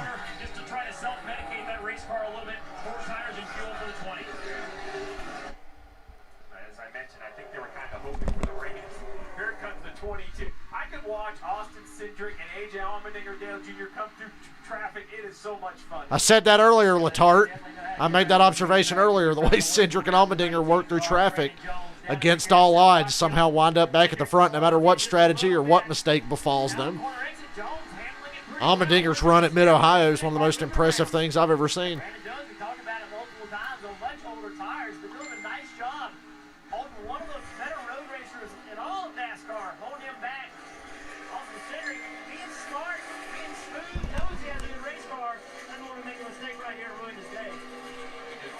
Cindric was able to win stage 1 and grab a playoff point. You see on the left side of your screen, Cindric 28 already playoff points. Allmendinger has 15, Allgaier 11, Jeff Burton and Myatt Snyder 5 each because of the wins that they have. And again, Harrison Burton still hasn't found victory lane yet, something he's been searching for.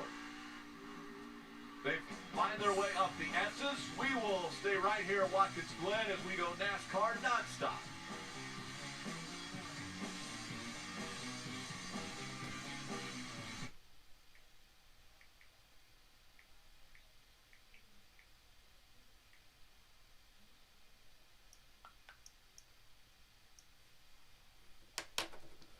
And now we watch.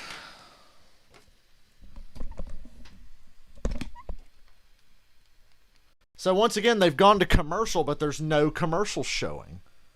It's just showing me the race with no audio. It's not even side by side. The race is still full screen, so this is actually pretty cool. I don't know if it's because it's on CNBC or what the fuck, but no commercials. No audio, though. So you get to hear me talk.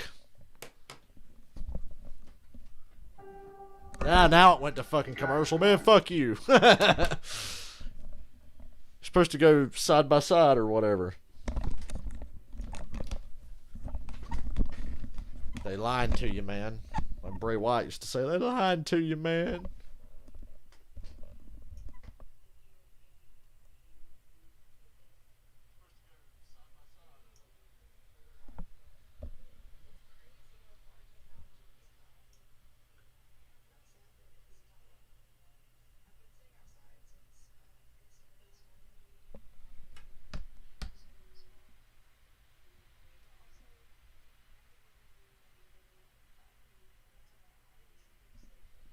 Ozzy was sitting on top of a cabinet in the living room, wide-eyed, listening to the storm.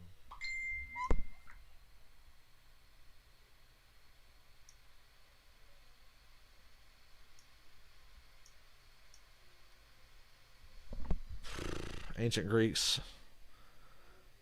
Man, fuck them ancient Greeks. The ancient Greeks are to blame for the 2 most boring weeks of my life. Actually, I can't say that because the first few weeks during this COVID bullshit last year was pretty damn bad. But this, man, the combination of no racing for 2 weeks and as many dates as I've worked,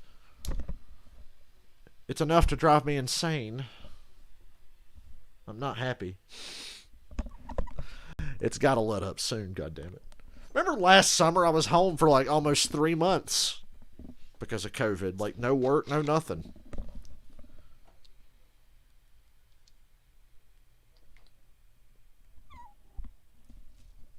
Then we went back and it was spotty for a while. Mostly because of cold weather and rain and all that. But we got this big job. We're finishing up Monday and Tuesday. The entire inside of a 4,400 square foot home with 3 floors. On a VIP trip to the 2022 Daytona 500. Just visit NASCAR.com/Daytona 500 and enter the code The Glen for your chance to win. That would be awesome.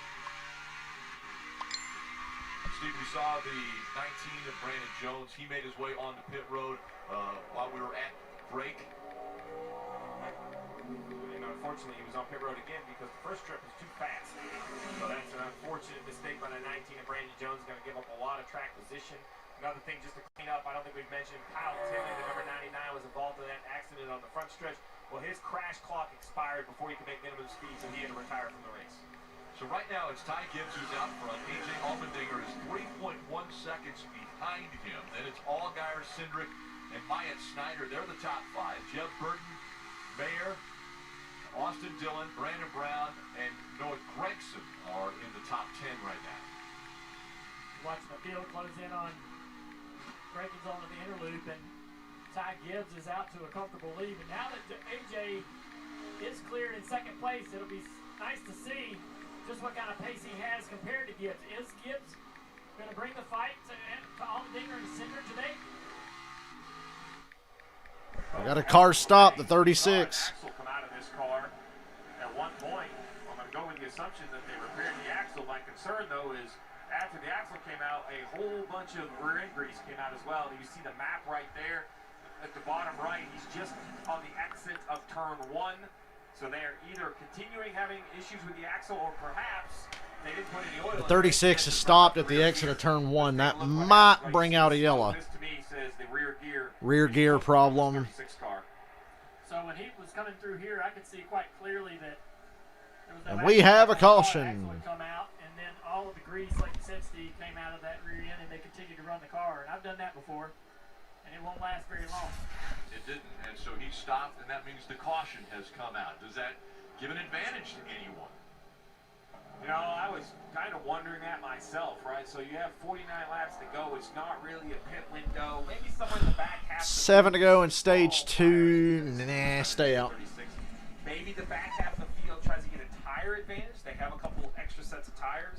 But in the end, I think this caution does not change a lot with the strategy. No, this caution's inconsequential. Might as well call it a competition caution. It means so little. Really the 8-mile mark of this racetrack. So those that were hoping that it would rain, some of the teams that had played that strategy, it still hasn't come. And so they're playing a different strategy here, as we've obviously been very impressed with the 18-year-old of Ty Gibbs. Really riding along with that 98. There's Ty. And it's not too late. If you want to get in the game with NASCAR Fantasy Live, you can create an entry by picking 5 drivers plus a garage driver to compete in either a new, or you can just go to the existing league with your friend. All you have to do is visit NASCAR.com/fantasy if you'd like to start playing. Is it okay that I'm really hoping Dale Jr.'s getting ready to run out of some drivers from the last 4 weeks? I was hoping you wouldn't bring it up and maybe he'd forget. No, because it was 2 weeks. We're not that lucky. No. It's gone pretty well for him. Dylan. Well, guys, here's a good look at Timmy Hill, who is behind the wheel of the 66 car this afternoon. So one of the people in his pit box today is Craig Party, who there you see right there, the honoring first responders. He was injured in a barn collapse in June of 2020. They were attempting to relocate. COVID made that barn fall in on him, that bastard. And was pinned under the barn for an hour before having to go to the hospital. So the team honoring him here today. Goddamn COVID burning down barns and trapping our first responders. On his feet after what could have obviously been a really, really bad situation. Awesome to have Craig here and Timmy Hill and his team supporting and honoring Craig today, having him in the pit box.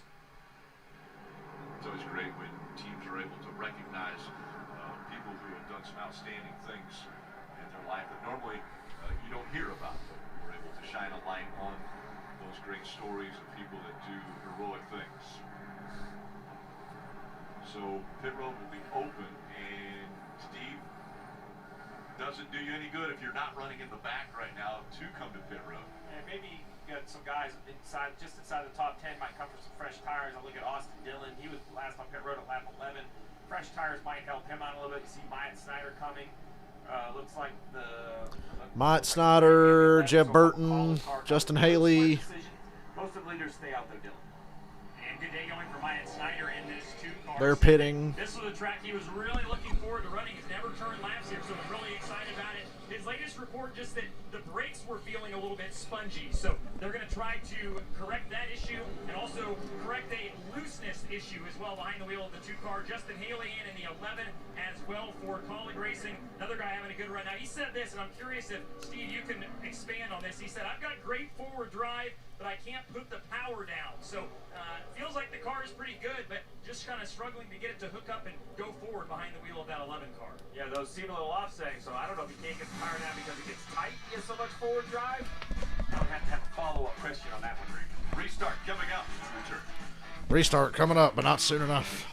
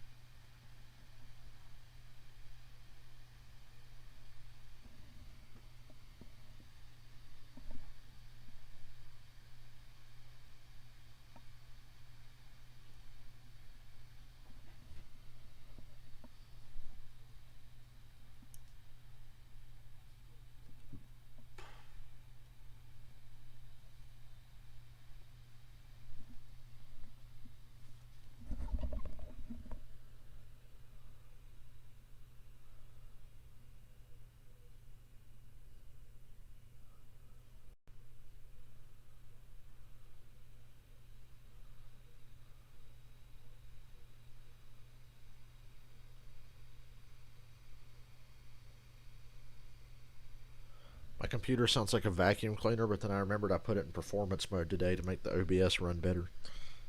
I usually only use performance or turbo if I'm playing a video game or streaming a video game. But I figured it might help OBS if I put it in performance mode. Is Elio racing tomorrow in Nashville?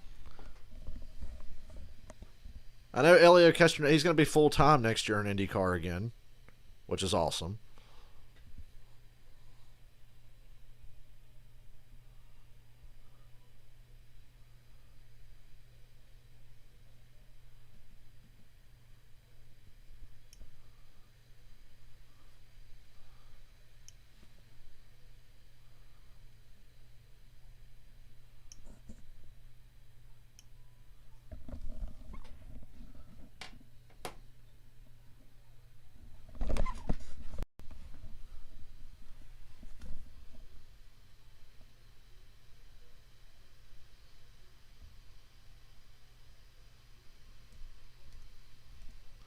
It's a golf commercial. It's a sign, Michael. They know you're watching.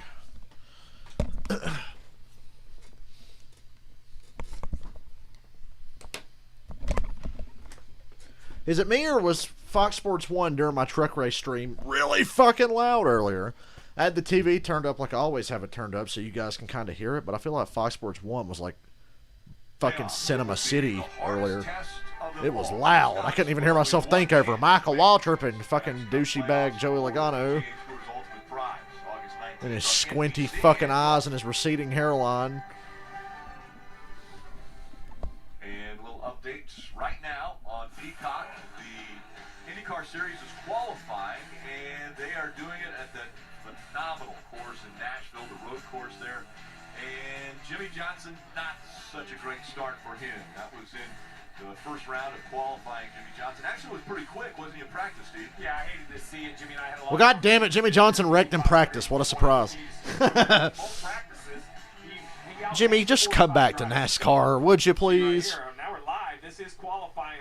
We got qualifying going on at the Nashville Grand Prix right now. Oh, we're going over the bridge. I was hoping we'd get to do this. Hello, quickest, Grosjean, Rossi, Hurta fourth, Dixon currently fifth, Power. And right there. I think Hurta's the man to beat tomorrow. Riding along with. This is live right now on Peacock, qualifying again in the second round. Yeah, we talk about the runoff here at Watkins Glen. They want to see no runoff. Let's no go to runoff. street course.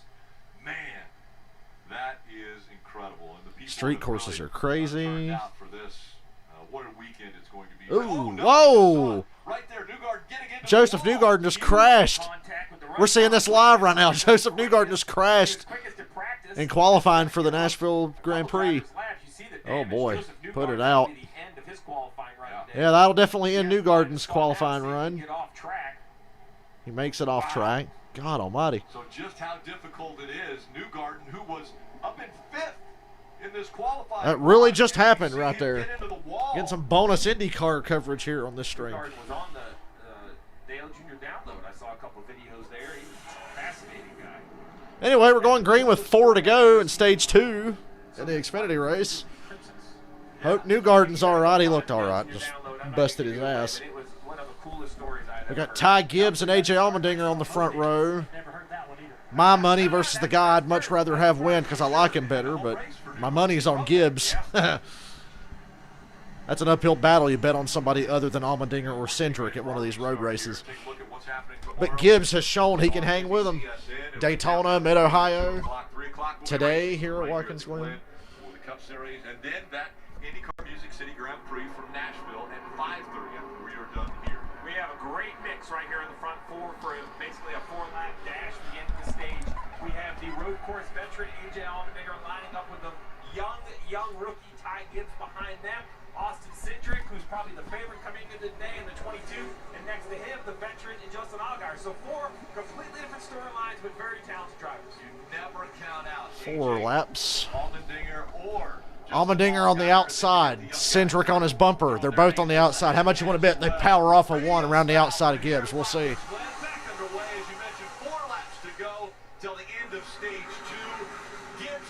There you go, outside of turn 1. They stay side by side. What a run. Allmendinger and Cindric are just unbelievably gifted. And Allmendinger passes him on the outside going up through the S's. Get you some of that, Ty Gibbs. Is that a dirty move? He just blew by you. Ty Gibbs drops to second. Allgaier trying to get around Cindric for third. I don't think anybody but Allmendinger and Cindric can make that outside work. We saw in the truck race, and we've seen almost every time today, the inside's the place to be going into one, unless you're Allmendinger or Cindric. They can just power around these guys around the outside. I don't know where they get it from. I think they're the only two that can do it. Until I'm proven wrong. Hey, Eric Jones in the top 10. Gibbs going back for the lead. You going to run him over? This ain't a fucking ARCA race, you know. You actually have to race here. Sometimes drivers have to be judged on the moves they don't make. Ty Gibbs conceded. 3 to go. Gave the position to AJ Allmendinger.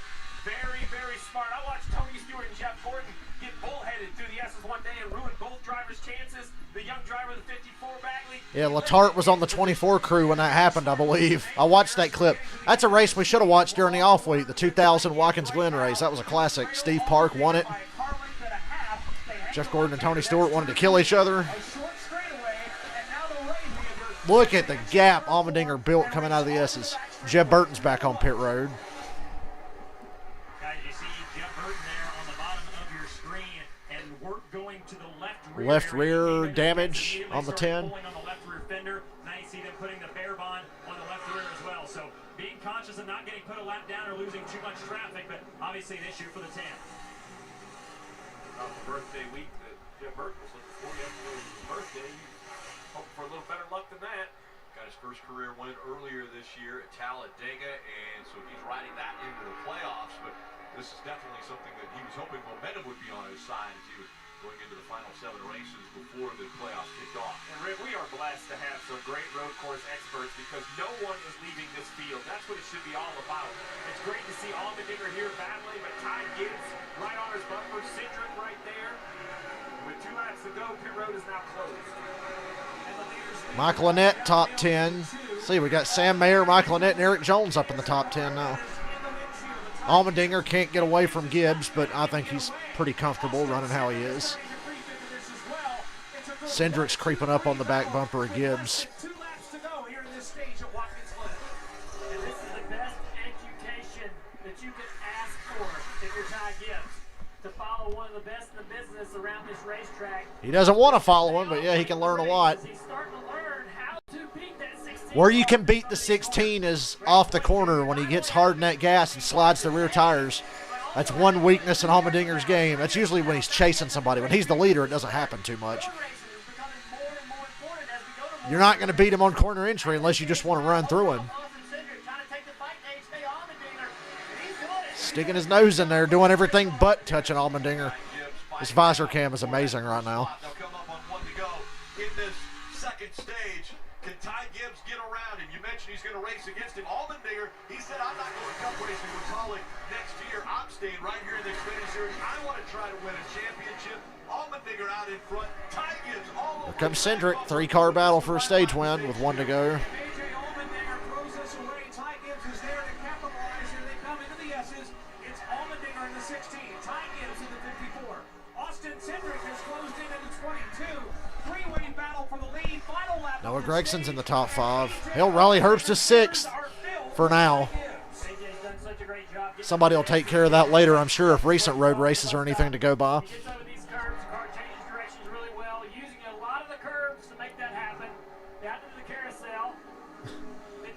Trying to roll in here and use a little bit of that front grip he has. He closed the gap. Talking about the advantage that Austin Cindric got in stage 1. Getting that playoff point. Now AJ 2 corners to go for the stage win. That playoff point into the playoffs. Has to hold off Ty Gibbs for 2 more corners. Half a car length separating. Gibbs got to look to the outside going to 7. Going to try to cross him over and get under him off. Allmendinger got a little loose. He got a little loose and opened the door. Here comes Gibbs. Photo finish for the stage win. Allmendinger takes it. Like I said, corner exit is where Allmendinger's at his most vulnerable when he slides those rear tires getting back in the gas. You know the 54 has grip like no other. It's only the best damn car in the series for a reason, and it almost got him a pointless stage win. It wouldn't have done him anything, but Allmendinger held on. Now, can the race end that exciting? That would be amazing. It's shaping up to be that way. Ty Gibbs coming off of 7. Allmendinger and Gibbs, door to door, all the way to the start-finish line, and it was just that close. Allmendinger gets the stage win. Photo finish. We still have 42 laps of racing. Right, He did the perfect thing. Like I said, he crossed him over. He went wide to the outside, arced back down to the center, hit the gas. Allmendinger was sliding just a little bit. Would have been interesting going to turn 1 after that, because neither one of them was going to lift. It would just be who's going to give the other the most room. They're not going to lift, but who's going to give the most room. Allmendinger taking the kid to school, I guess.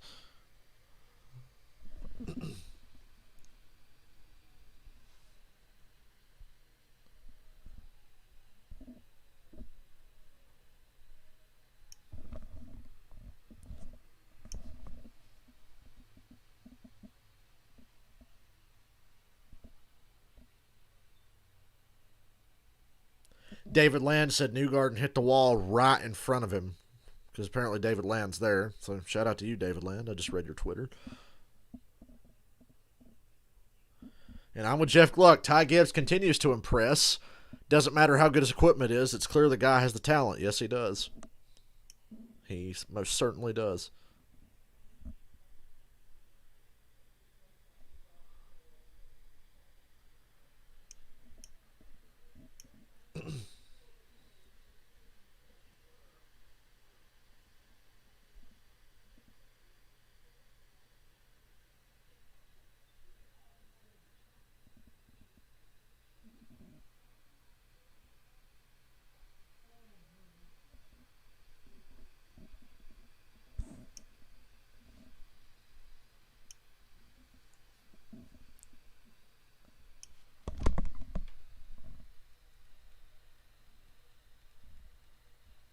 I hope I have the energy to watch some of that Nashville Grand Prix after the race tomorrow.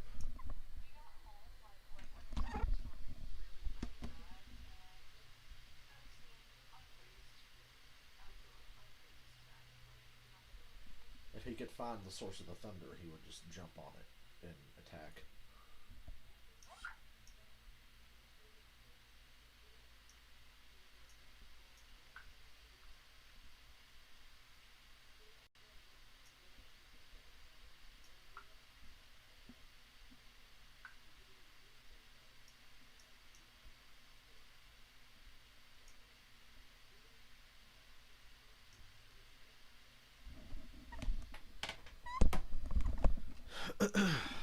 I've enjoyed this more than the truck race. Not that the truck race was really good, but I was in no shape to be streaming earlier today.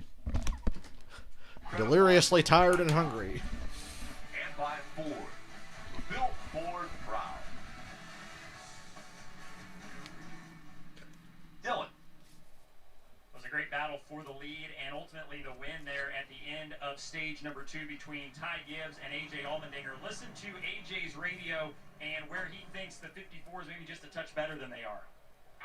You got so much more rear bite than I do. What did I say? Allmendinger said exactly what I said. He said that 54 has so much more rear bite than he has, and it really shows on corner exit. I've only been watching racing for 25 years, and I'm still happy when I'm right. I get such a thrill out of like calling something and then hearing them say the same thing, driver or analyst or whoever. That time it was Allmendinger. The 54 has way more rear grip. Rear grip is a problem all the calling cars seem to battle.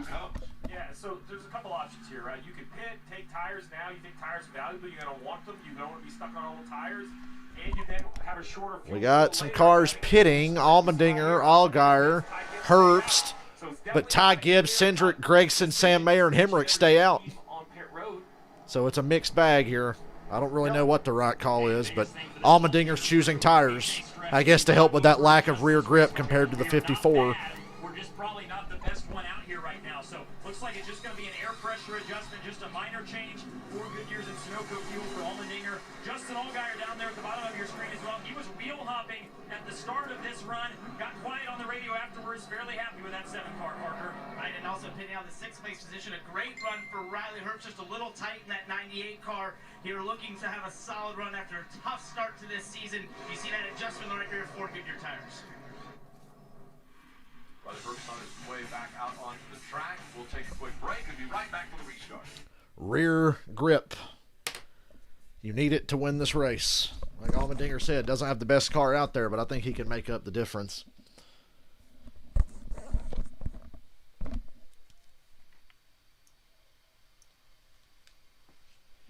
Reminds me, Sonoma 2016, Tony Stewart's last win. I remember the caution came out for the debris at the top of the hill that got Tony Stewart in the lead.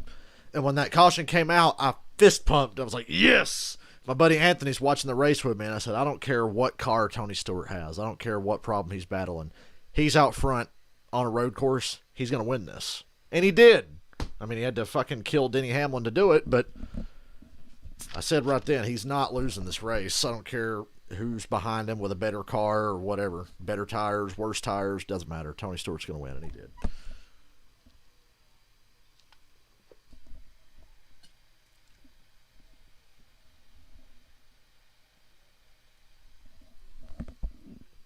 Moments like that's why Tony Stewart's one of my all-time favorite drivers.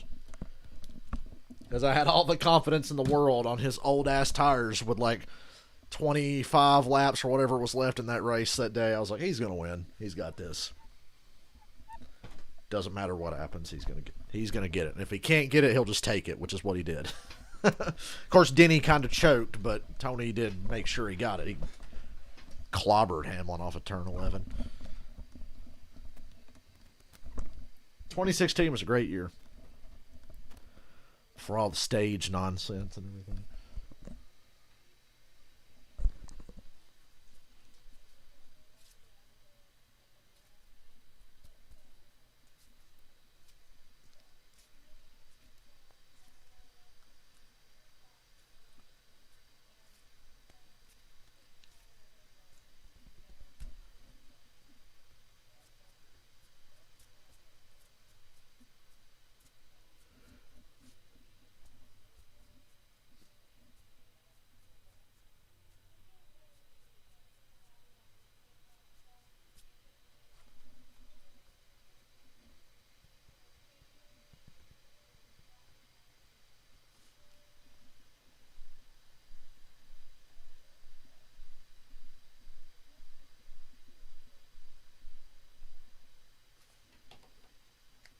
$2.99 a month.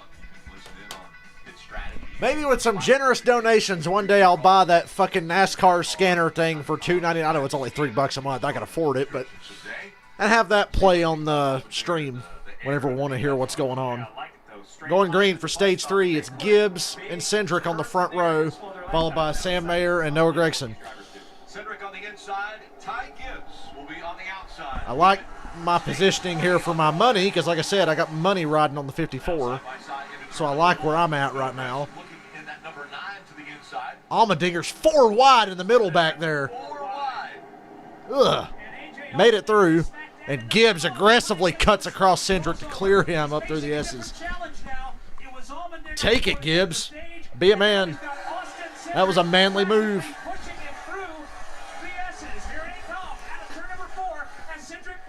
Gibbs takes what I call the bitch line towards the bus stop, or he runs shallow on entry.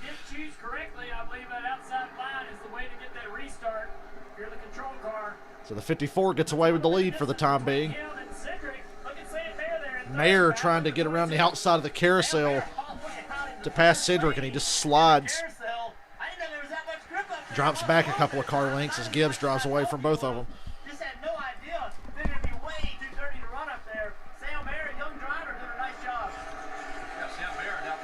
Mayer again aggressive to the outside. Oh, smokes the tires into 7. Locks them up. Nearly knocks the wall down off of 7. Gregson's going to pass him for 3rd. And bring Harrison Burton with him. Mayer was going for it, man. He knows he's got to get to that 22 and that 54 before they just get comfortable and take off. Couldn't get it done, though.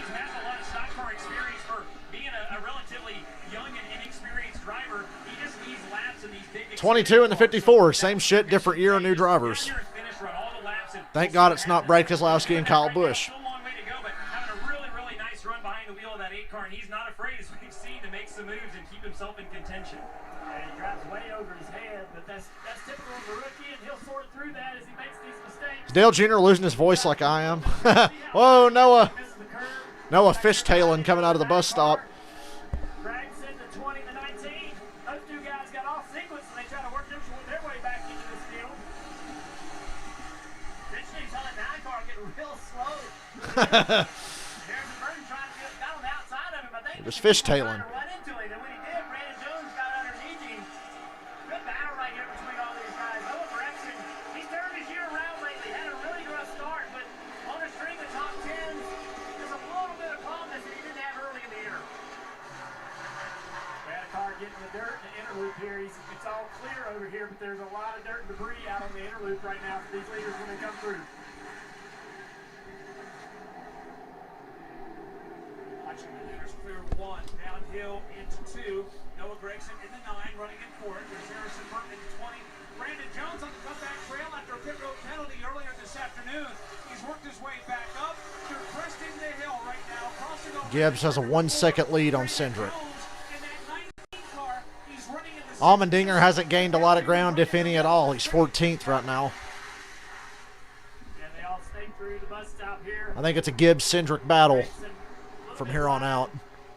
In the middle of that bus stop, holds this line up. He's trying to put these corners together and clean it up just a little bit so he can get himself some breathing room. He looks in the mirror and sees all those cars, and it doesn't make it easier to do that. Yeah, in front of him, Sal Mayer's driven away from him, so looks feel like Noah Gregson. Sam Mayer's got a lock on 3rd. Like I said, he drove away from Noah and everybody behind him. Noah looks like a speed bump. He's got like 9 or 10 cars lined up right behind him. Mayer's comfortably in 3rd.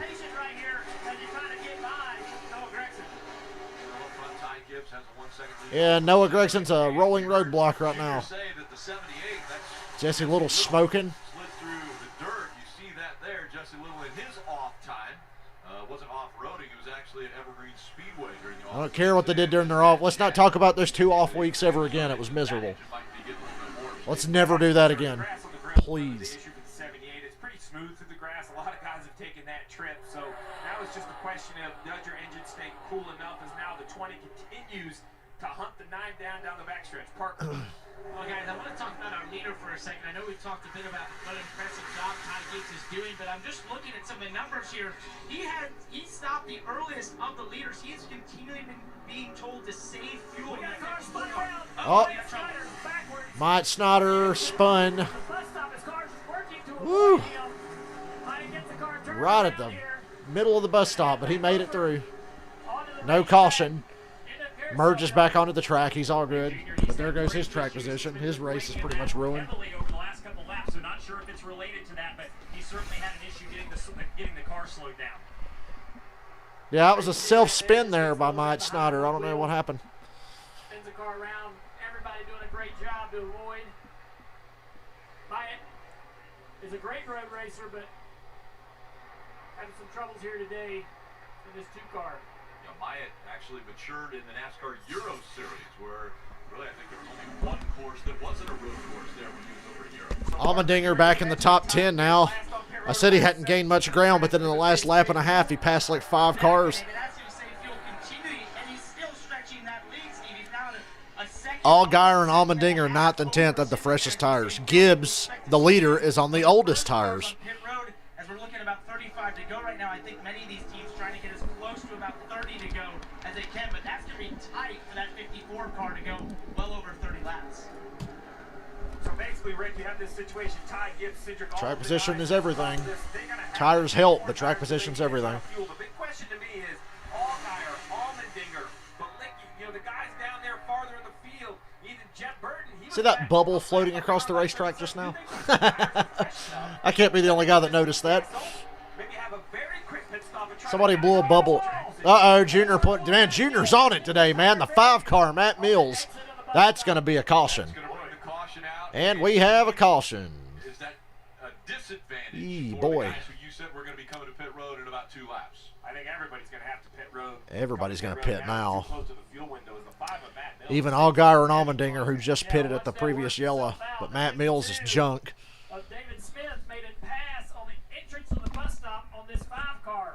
He then missed the interlude. The 52. There. Well, he comes back Oh, across God. the racetrack. Shout out to my hometown team, the 52 here. Move and gets, I believe, into the dirty racetrack. He's on marbles right there. Whoa, what the fuck happened to the 5? Trying to avoid. So just a little bit of a mix. These guys in the back, you know, they're going to make these types of mistakes here. They're trying to stay out of each other's way and trying to just complete this race, but these type of things are going to happen on the racetrack back there. Yeah, Dale Jr.'s struggling. He's losing his voice. But he's on it. He's getting all the good stuff. They put Jr. right there at the action spot.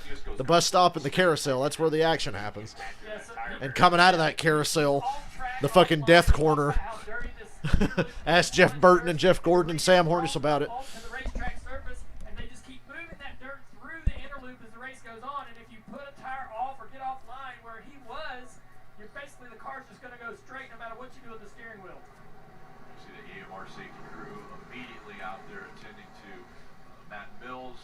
Difficult ending for the driver of the 5.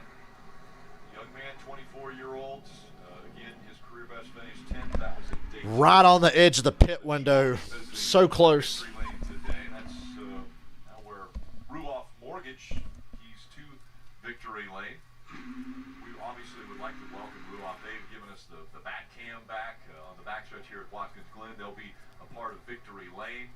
Steve, give us the keys. It starts with this final stop, and that's what I think we're getting ready to see is the final stop on pit road. Do you take 4 tires? Do you take gas only? The cars are pitting backwards.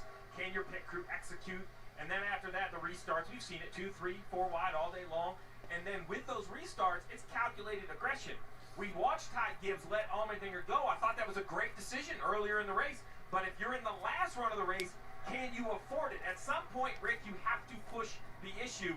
I think you just got to, everybody's got to pit here and pack it full and hope you get the yellows you need to make it. You'll probably just need 1 caution or so to make it after this. Right here, it's going to be close. Pit road's open. 32, 33 to go here. I think everybody's going to pit. Nope, Hemrick stays out. Daniel Hemrick stays out. I don't know how that's going to play out for him. He's the only car that stayed out that's anywhere near the front.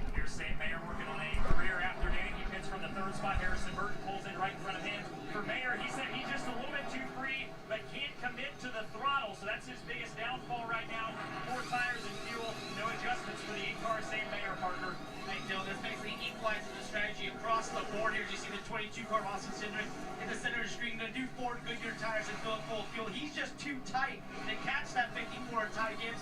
And then down below at the bottom of the screen, Ty Gibbs at 54. Who won the race off pit road? For him and coming out the lead. Allgaier, fuel only. Brandon Jones, fuel only. Herbst, Austin Dillon, fuel only. And Daniel Hemrick stayed out. Ty Gibbs will drop to 5th on 4 fresh tires, though. Strategery. It's a strategy race.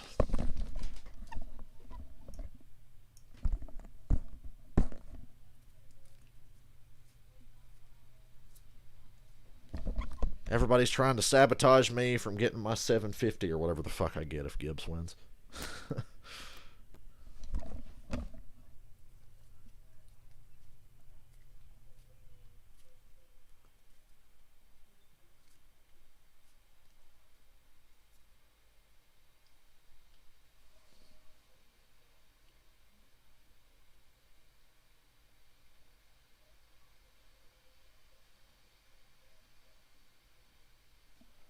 Poor Joseph Newgarden's going to be starting back there in Jimmy Johnson territory tomorrow.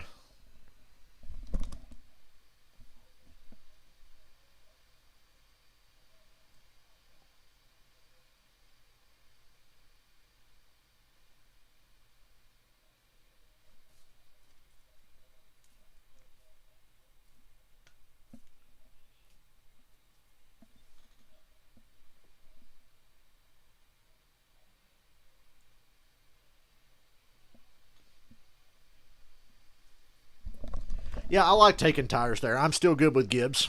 He lost 4 spots because he took tires. 4 guys did gas only and 1 car stayed out. So I think Ty's in a pretty good spot. Tires are the way to go. Rear grip. You heard Allmendinger talking about it.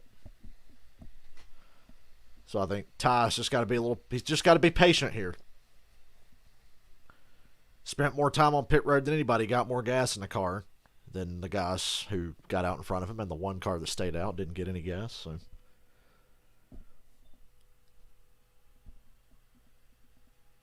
it's a bold strategy, Cotton.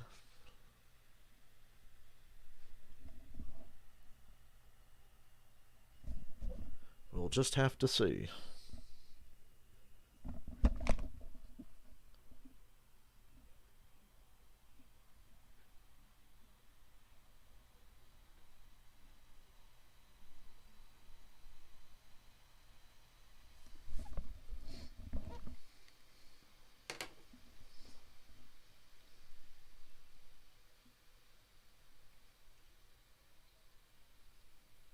On pit roads and disappointing speeding penalty in second. Oh, Riley Herbst. Dixie Vodka, Tony's T.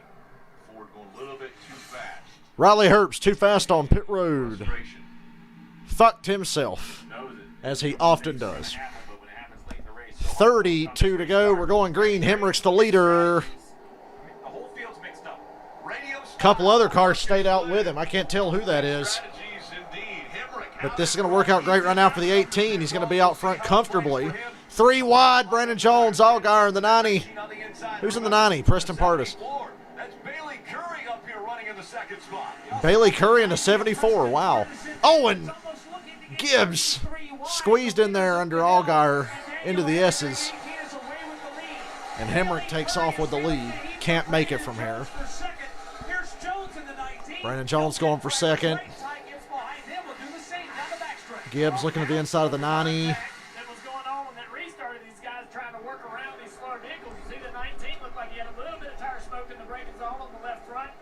The 54's got to put as many cars between him and the 22 and the 16 as possible. He's doing good with that right now.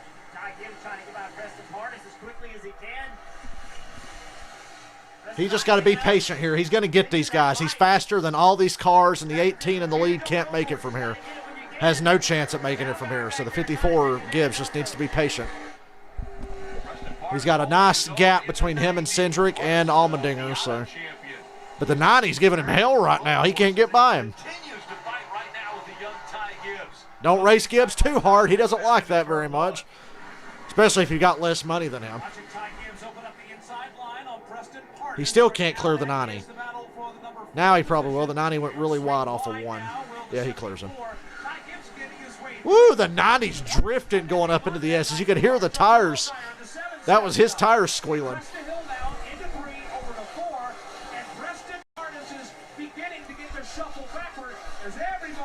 3 wide going to the bus stop. They're all stacked up here behind him going into this braking zone. Justin Haley and the 22 side by side. Oh. Right there with Preston. Preston and the 22. Cindric make it through with no trouble. Damn, Haley and a bunch of cars hitting the dirt coming out of the chicane. Through the corner now, he's under attack. Ty Gibbs passes Bailey Curry for third. Now he's got to deal with Brandon Jones. As they try to get by, it stacks everybody up. So then the battle is 2 or 3 rows behind. They get side by side. Just good hard racing right here. Jeff, you mentioned hard racing. The restart, we knew it was going to be exciting as it was. That 90 of Artis right here on the right side of your screen in the red car kind of gets stacked up. The 7, the light blue car, that's Justin Allgaier thinking, I'm going to get in here 3 wide. I've got to try to make some moves early. Contact between them, 2 or 3 different cars beating and banging. Fenders were rubbing. Well, you need to take gas there, or you're not going to have any chance at making it. I know the 18 can't, but everybody else has a shot. Very, very close. Their penalty, they had pit crew over the wall too soon. So out front, Daniel Hemrick has a 1-second lead right now over Brandon Jones. Then it's Ty Gibbs, Allgaier, and Bailey Curry in the top 5. Curry in that 74 is still trying to hang on to this top 5. 74 is still in front of Cindric. Allmendinger's 10th. Cindric's 7th. Gibbs is going for second right now. It's a 3-car race, and those 3 cars are running 3rd, 7th, and 10th. Everybody else doesn't matter. Unfortunately, especially the guy who's leading, because he can't make it.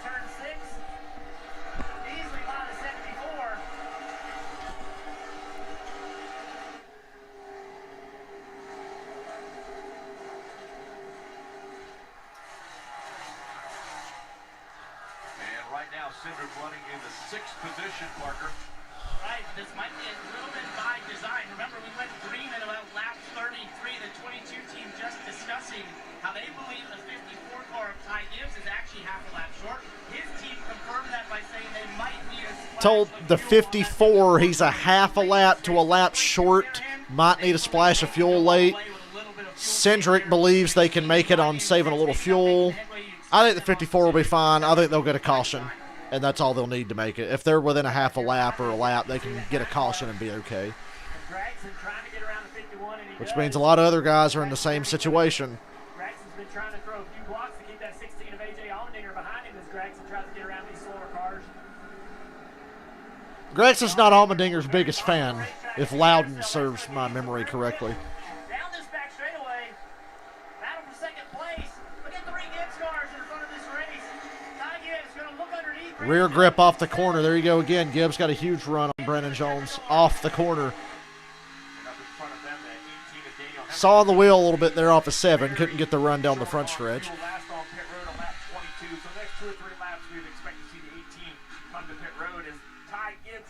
Austin Dillon's on pit road. Gibbs going for second up towards the S's now. Teammates side by side through the S's. That's dangerous. 54 is just faster, though. He's going to take it. Woo! God, Gibbs almost ran out of racetrack. But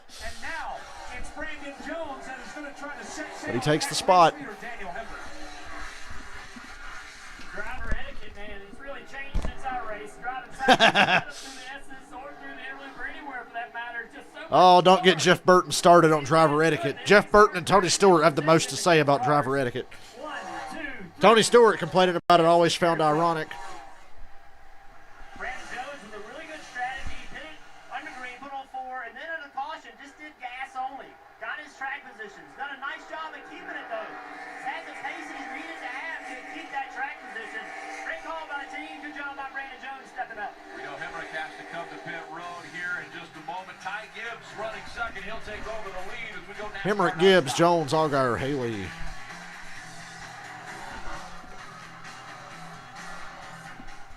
Math car non-stop. And it's still full screen. They better not cut to a damn commercial like they did earlier. I don't want to watch no fucking ads. I want to watch the race. It's been a good one. And I think I've got a strong chance of getting some money here. Oh, we got a spinner. The 90 car finally got spun. I'm surprised that didn't happen earlier, as slow as he is, compared to the cars that were up front. Here it is. What happened? Yeah, Brandon Brown got down on the curb in turn 1 and shot up into the 90, spun him out. Nothing intentional, nothing dickish going on there. Just a racing deal. Allmendinger and Gregson are fighting hard right now. Allmendinger passed Gregson on the outside going to 7, or turn 6 actually.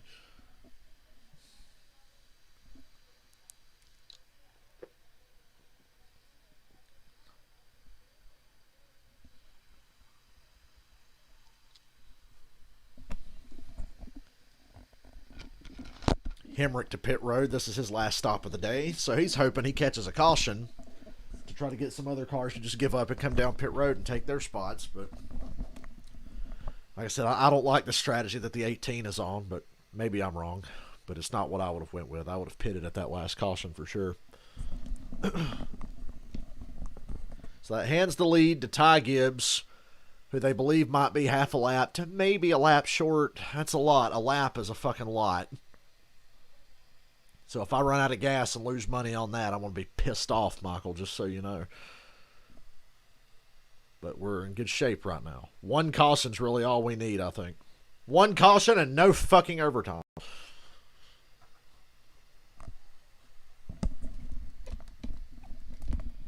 Cindric is in 4th place. Gibbs has not really driven away yet. Cindric can still look at his front windshield and see all the cars in front of him, including Gibbs.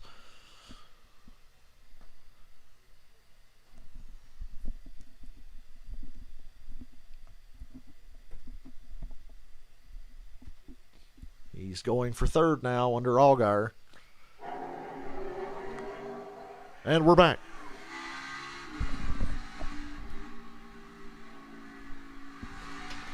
It's radio style from Watkins Glen, and we saw race leader Daniel Hemrick come to pit road. He needed fuel, so that put the lead back in the hands of Ty Gibbs, who's out front. Brandon Jones running second. How does the strategy come into play here, Steve, now for Ty Gibbs? Well, all of these leaders pitted at lap 49, which is uncomfortably far for their fuel tanks. So the 54 now has the lead. I believe he's just going to try to work his fuel and try to save a little bit. Let's listen into their radio.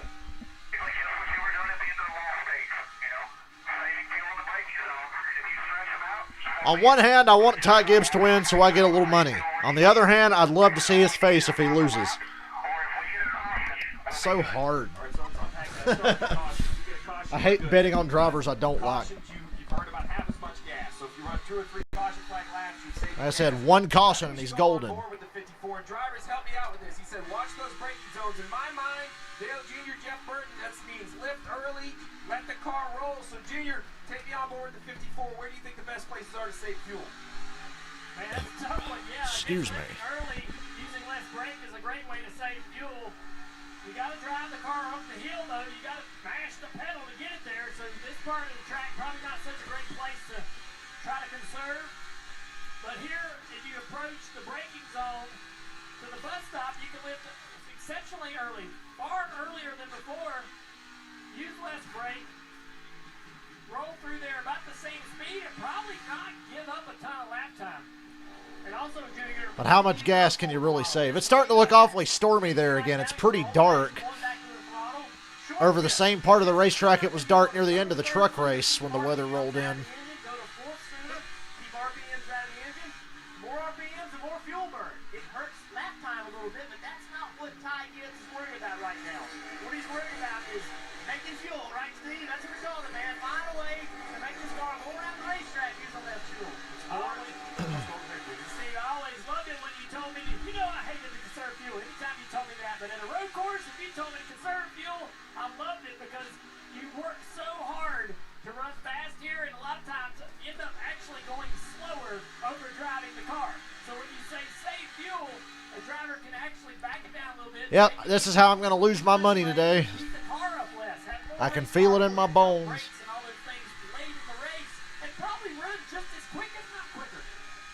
Oh, well, the 51 got spun out, Jeremy Clements, but he gets it going. No caution. He keeps rolling. Good, Jeremy Clements. Yeah, it was running 9. So unfortunate for the 51. If this was the Charlotte Roval, they would have threw a caution for that shit. Downhill braking zone, very easy to get in there too deep. Ooh, Jeb Burton got into him. To be honest, I'm not sure if the 51 didn't know he was there. It was hard from that angle, but I thought the 10 was pretty tidy to the curb. Let's take, oh, well. Locking up the right front, slid into the 51. 10 is definitely off the curb. Jeremy didn't give him a lot of room, but he gave him a whole lane.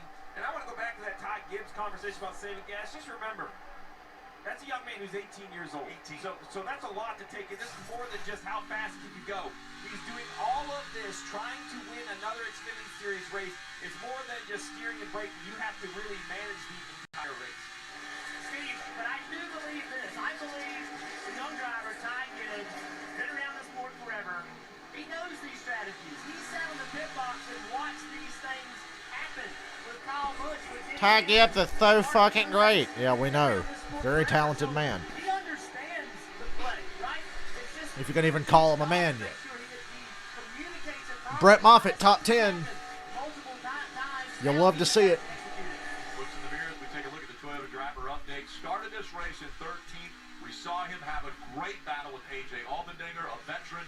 Now he's up front, running and pacing this field with Brandon Jones behind him. A.J. Allmendinger's 5th. 4th, actually. He just passed his teammate Justin Haley. So if we get a late caution, it's going to be Gibbs, Cedric Allmendinger all over again like I said it would. When they were running like 2nd, 7th, and 11th or whatever, I'm like, it's all about them. I don't care about anybody else on the track. It's about these 3 cars. 1.4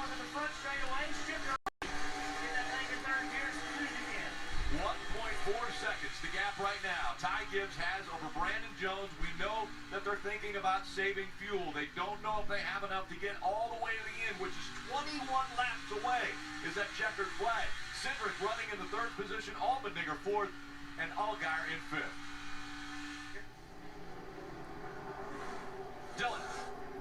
So Justin Haley is battling a transmission gremlin. Justin Haley's got transmission problems. Communication on the radio that when he goes from third to fourth gear, there's kind of a hitch in the transmission, and the car gets stuck in neutral. So the crew jumped up on the wall just preparing in case things go awry more so than that. But for now, I think he's just going to have to stick it out and just be aware that that's the problem. But obviously not ideal as much as you're shifting around this racetrack when everything can be fluid and smooth. And not the Yeah, guys, I don't know if you know this or not, but you need a transmission to shift well. He's lost a little bit of ground to the cars he was racing. Take it from me, I'm a DEI fan. I saw lots of equipment failures on road courses because of transmissions and bullshit like that.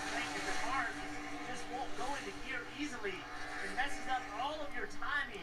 You have to blip the throttle a little bit, build some RPMs, get that car out of one gear into the next so it doesn't wheel hop. And when it won't do it smoothly, it completely changes your rhythm. So right now, Justin Haley is almost in survival mode.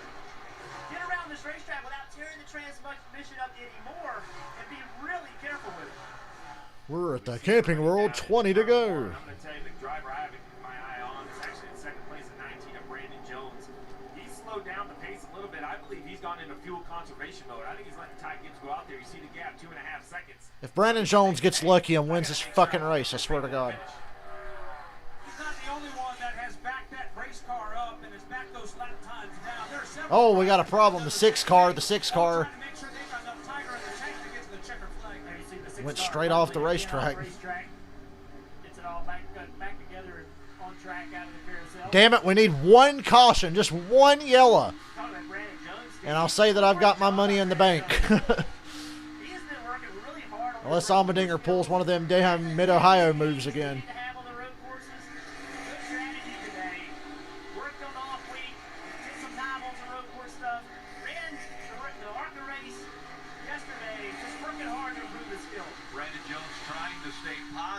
Actually, his first vehicle was a big red Dodge truck, and of course, a kid with a big red Dodge truck would name it Clifford, wouldn't he? Well, Brandon Jones right now holding on to that second spot with Austin Cindric back. What a loser. He had a big red Dodge truck. He called it Clifford. Whoop-de-doo. Whoop-de-doo, Basil. He too is in fuel savings mode, but right now he seems to content to ride behind the 19 of Jones, running in third. Almost 4 seconds behind the race leader in Ty Gibbs. Plugs in on the bus stop here. Downshifting. Up on top of the curves. Closes in a little bit on that 19 car. Good drive off. More gain there into the carousel. Gibbs has a 3.5 second lead coming to 18 to go. Fuel mileage couldn't be an issue for everyone.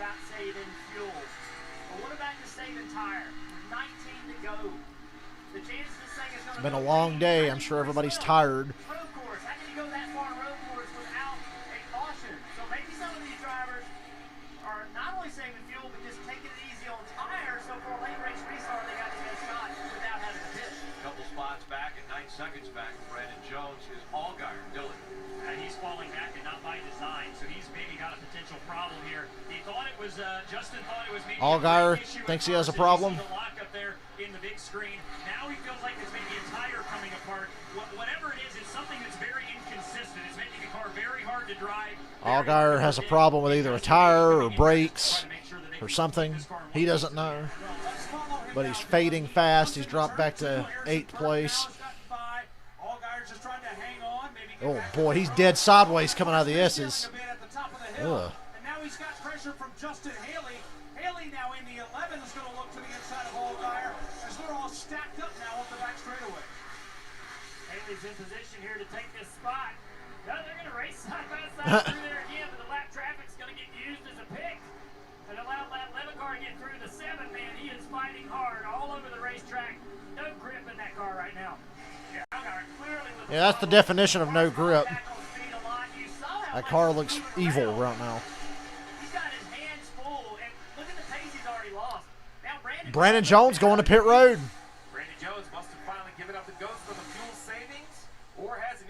have to wait and see. I thought they were going to at least try to go all the way on fuel with 17 laps to go. Maybe they're just saying, fuck it, switch strategies. They can't beat the 54, they can't beat the 22 or the 16. Might as well just give up the Ghost here. And consensus amongst the Gibbs cars and the 22 that was following them that they didn't have the fuel. If you see the fuel comes out there, they're going to do tires. he took gas only on the last stop. Allgaier's in now as well. Just now got on pit road as well.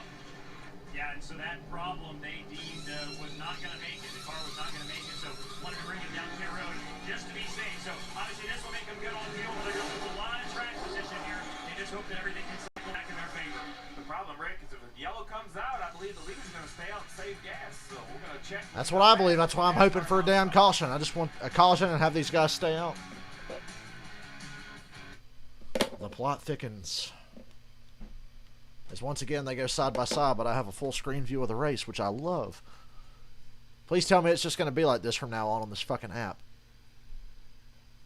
Let that be my reward for watching on the NBC Sports app.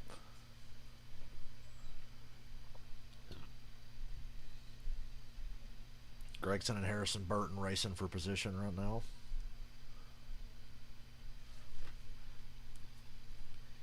Remember that time uh-oh, we got a car stopped up here at the bus stop, the 26. No, he's rolling again. Damn it. He got it going. I wanted a damn yellow, but we're not going to get it. Not from him.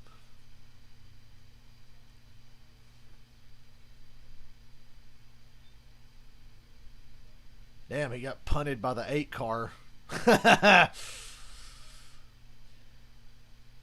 Hit him harder next time. We need a damn caution so I can win some money.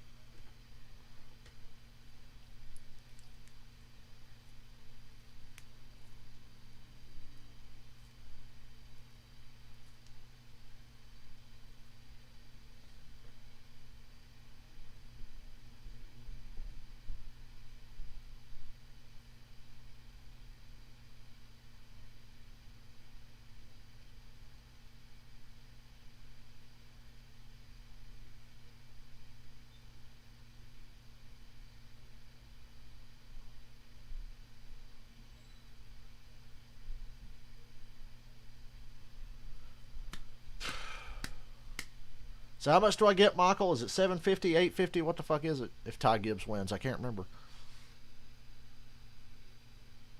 Oh, Big Rick. Eric J. That's going to be a caution. That's a caution. Eric Jones just ate shit and he's stuck in the sand. Yeah, that's a yellow. So stay out and save gas. All right. That's what we needed. That's all we needed was one caution to stay out and save gas. That's bad for the guys who just pitted. But it's going to work out great for me. Most likely. Together.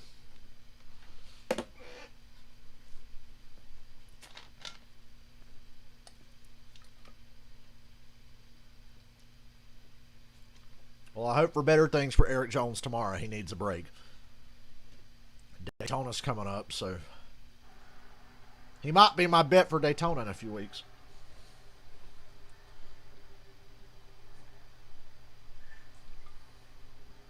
You saw it at nonstop. I saw it right in front of me. Eric Jones drove into turn 6.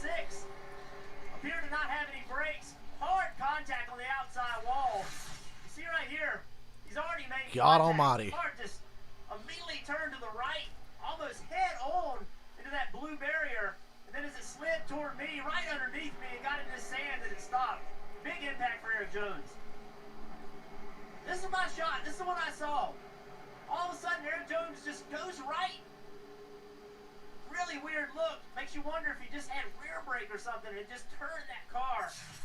$750 if Ty Gibbs wins. Got it. That's what it's there for. Slow that car down, keep it from having the second impact. There's old. There's Jeff.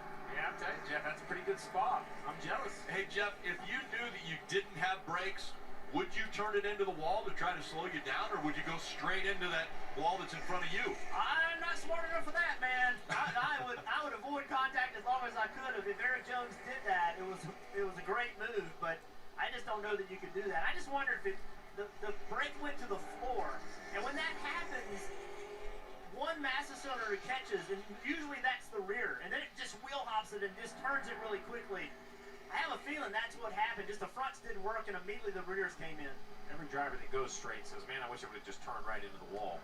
So either by luck or by skill. A heavy impact, but much better. Nah, Cindric and Gibbs are on the same tires because they pitted on the last caution and both got 4.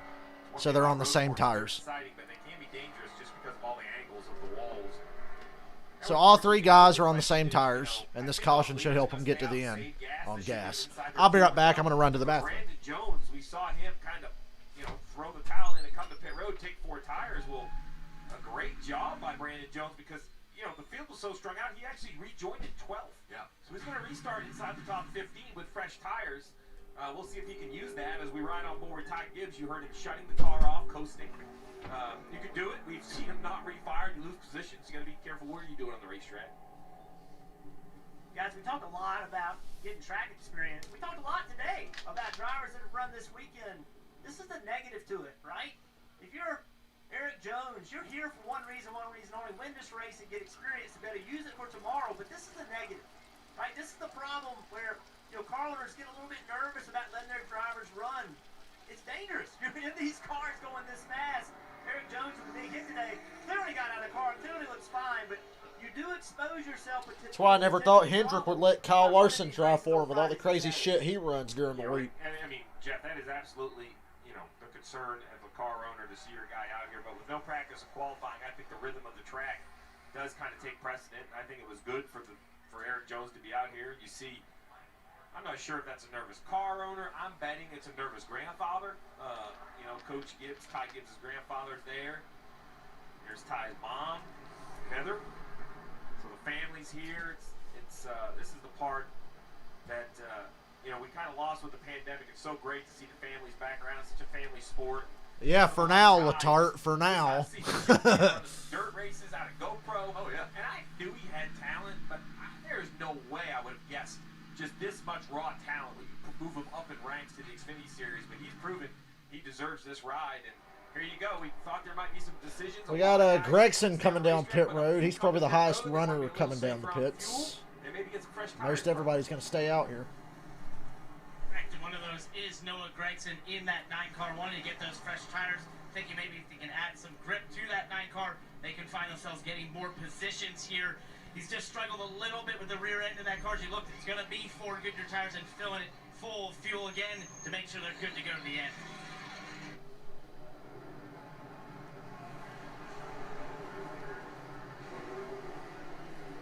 Pretty busy on pit road. You see it. One thing we haven't talked about is as you look up pit road, the second half starts to go downhill.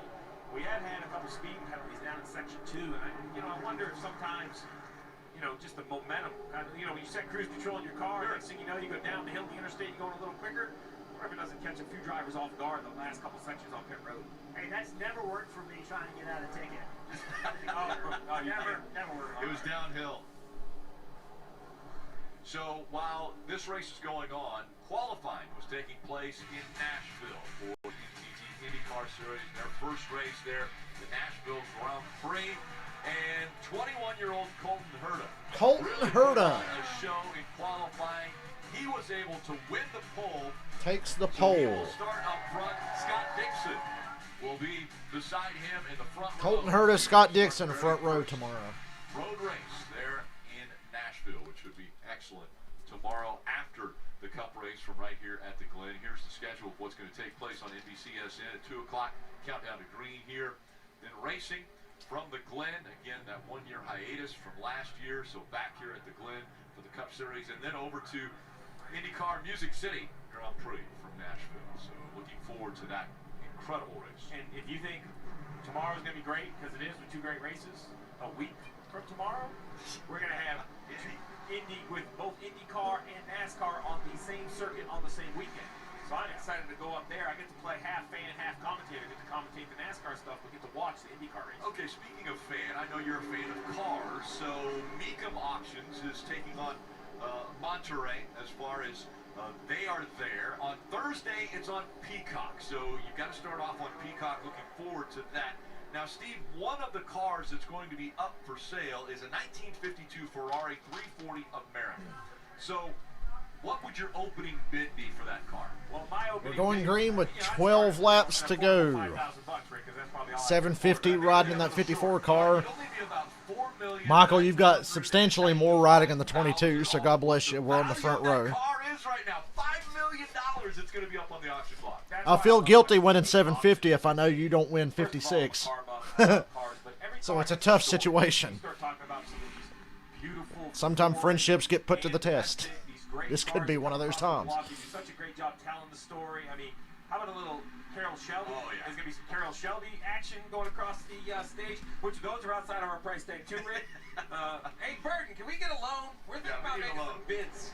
No. That was awful quick, too. Man. All right. The top 5 cars are on the same tires.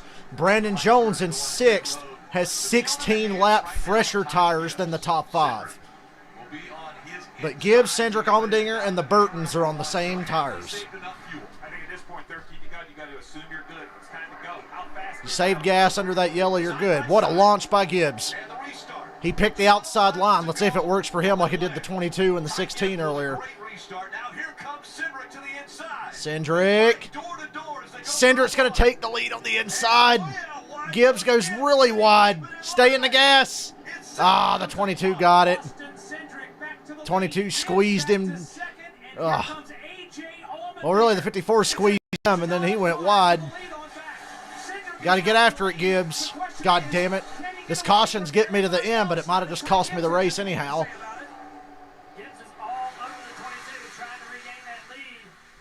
Don't look now, but Noah Gregson and Brandon Jones have really fresh tires, and they're plowing through the chicane right now, catching these guys. Use the bumper. Bumper. Gibbs gets him loose out of the carousel. Side by side. Oh! And Cindric chops him out of the carousel and keeps the spot. Gibbs has to block Allmendinger now to hold on to second. New tires there in 5th with Brandon Jones, and then all new tires, 6th, 7th. Much newer tires in the car. Damn it, I thought Gibbs was going to get him there. He put the bumper to him off the carousel, but just couldn't get back in the gas that good. Cindric smoked the tires into 7. Gibbs closed down a little bit again. He's not done yet. 11 to go. This is exactly what I wanted. A late caution with Cindric, Gibbs, and Allmendinger.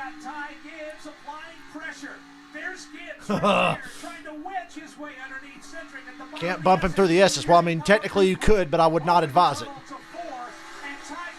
Unless you're Brad Keselowski and you're bumping Kyle Busch.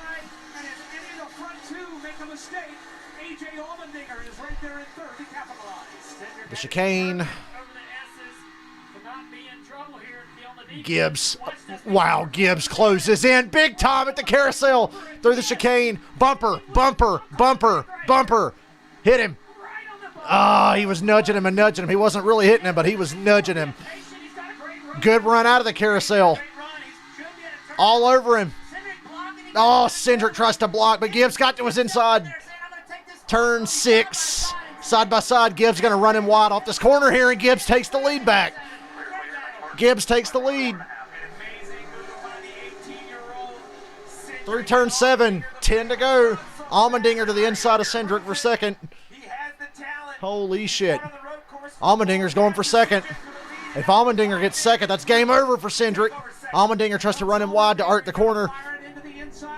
Takes the spot. Allmendinger to second. Cindric drops to third.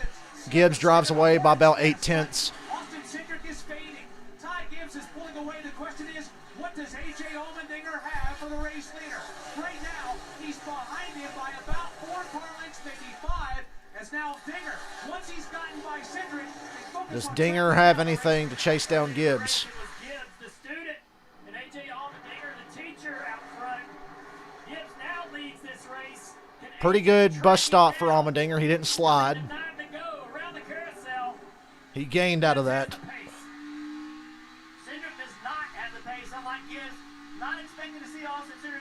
Cindric fading in third. Sorry, Michael.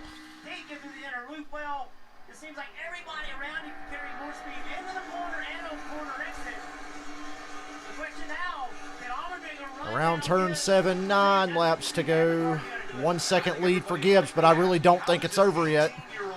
I really don't. Such a mature road course racer. He won his very first Xfinity Series start at Daytona on the road course.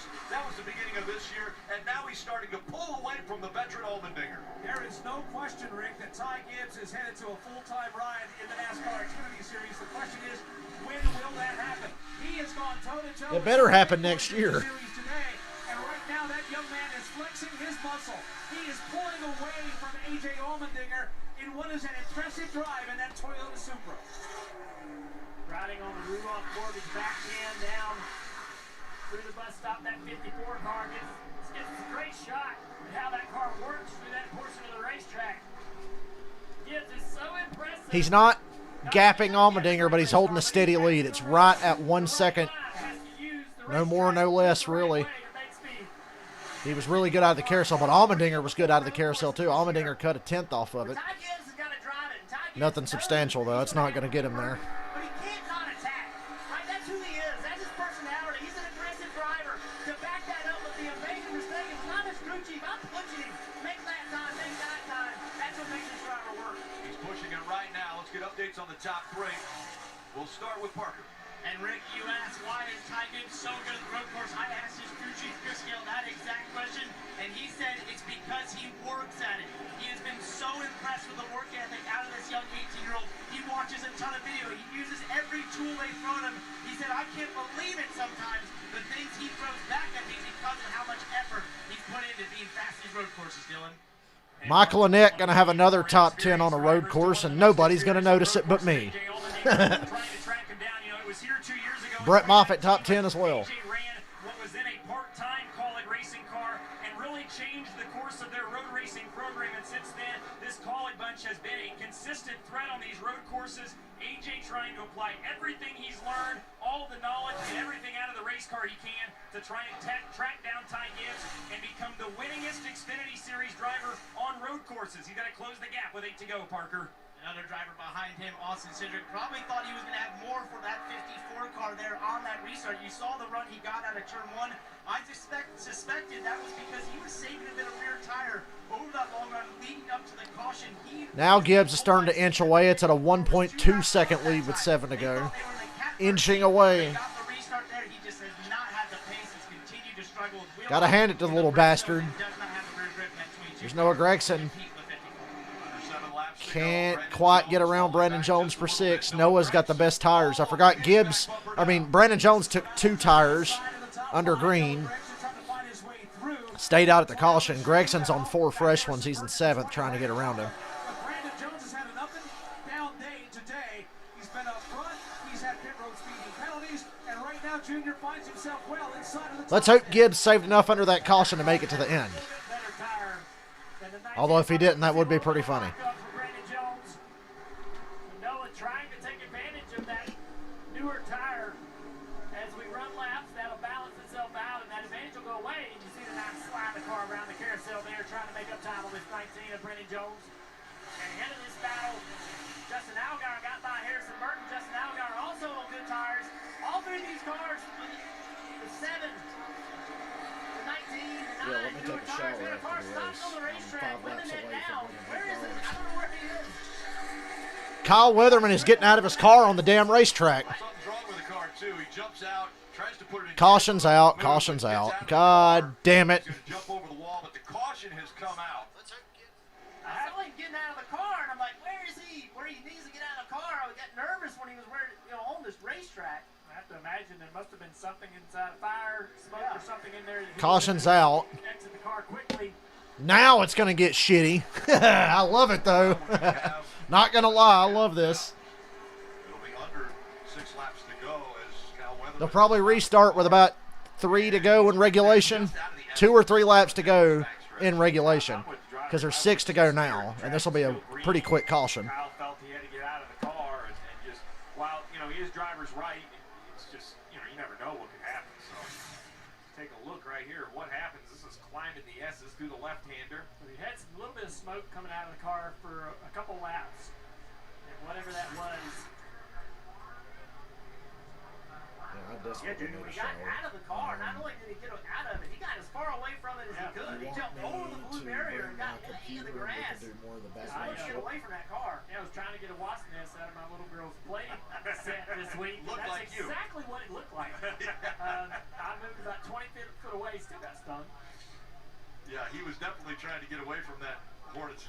Well, Michael, you get another chance. Driving there. So Can they hurry up and get this fucking 47 off so we don't go to overtime and run everybody out of gas? You'll have to make the trip to the infield care center to be checked out. But the 47 brings the caution out now, Steve. So we've got a caution.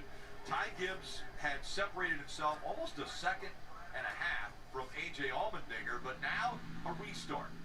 A restart, and you know, every time you cool the tires off and heat them back up, the cars fire off a little differently. Jeff Burton just mentioned that while Gibbs and Allmendinger definitely had the best pace of the field, matching each other's lap times, you know, Allgaier has about 15 or 16 lap fresher tires back there at fourth. So I don't think he has shown the pace yet to run with those front two, but will those fresher tires give him an advantage for just one lap or one set of S's? You know, it's going to be the restart zone, 1 and 2, and then we have said this and we'll continue to say it.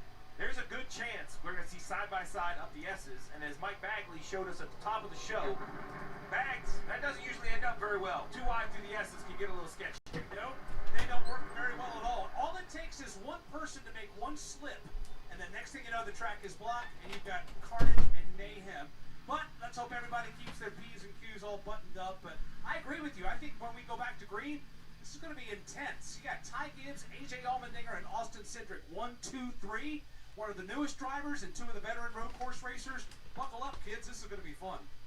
What Ty Gibbs has been able to do in his young career, if you've been watching closely, is he gets great restarts. He gets great launches, and it creates an opportunity to have a gap getting into turn 1. He's going to have to do that right now.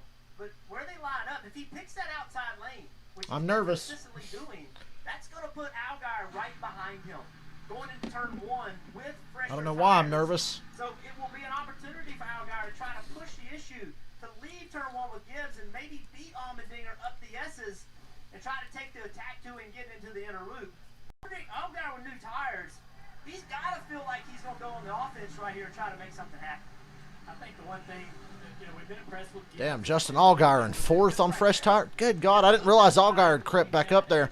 I thought with the way his car was handling earlier, he was done. But he's got 16 lap fresher tires than the rest of these guys. Change the way he approaches those braking zones. He's going to charge them harder. He's going to be on the defense, and that will change the line that he takes and how quickly he can get around this racetrack. It may just put him off his game enough, but that's going to be the test for him now. He's passed every other test today. But can he handle that pressure from one of the best in the game? If AJ doesn't beat him into turn 1 or off turn 2, and Gibbs resumes control of the lead, into this braking zone of the bus stop, and into the braking zone of turn 6, with that 16 car on his bumper, can he stay cool and continue to make the laps? Parker. Right, and Ty Gibbs has done an amazing job. Let's talk to his chief, Chris Gale. Chris, we're just talking about what do you tell this young 18-year-old? What advice do you give him to hold off to the best at road courses in the game? Yeah, we've been talking about restart lane a little bit on Channel 2 and what to do there. And What do you do? Cindric's beat you on restarts from both lanes, outside, inside. Turn 1 braking zone. It's or not. tough. So I think Ty knows what to do. They talked about it a little bit, and I think he'll be good. I don't think he's looking like a rookie. Lane choice feels like you're damned if you do, damned if you don't. Really good, and just remember, guys, he chose outside last time. Let's see if he does it again. And when he chose outside last time, he actually lost the lead on that outside choice because he went a little bit wide after turn number 1. All right, let's bring the guys in from around the track. Bagman, so when they come up to the S's, who's it going to be? Is it going to be Gibbs? Is it going to be Allmendinger? Or will it be Cindric or Allgaier? You know, normally I'd go Allmendinger and Cindric, but with what I've seen out of Ty Gibbs today, no question. Ty Gibbs has this race won. Mark it. I have to agree, Ty Gibbs, even if he loses control of the race. Dale Jr.'s a badass. He wouldn't last long on first take. He just agreed with someone. I think Ty Gibbs is going to be the guy. Hey, but you know what? Don't forget about the pace car. With a late race restart. We're going to restart with 4 laps to go, actually. 4 to go this time. I think Ty Gibbs can win it. That was a quick caution. Contact. I'm looking for some surprise finish. I think this so easy to overdrive and overbreak turn 1, although I do love the 54 starting drivers right. You know what? Keep an eye on Justin Allgaier in 4th place. Gibbs picked the inside line this time. He gave Allmendinger the outside. We're hoping we don't see that again. 4 laps to go from the All right. 4 laps. May God have mercy on your soul. Great launch for Gibbs. Great launch for Gibbs. He's going to control the braking zone here. Allmendinger sends it in on the outside right there with him. Oh, and Hemrick gets taken out in the back. But he keeps going. No caution for now. Allmendinger got the lead while that was going on. Holy shit, you're kidding me. I don't think this is over, though. Allmendinger got away with the lead, but it's not over. It's a long way from over. 4 laps.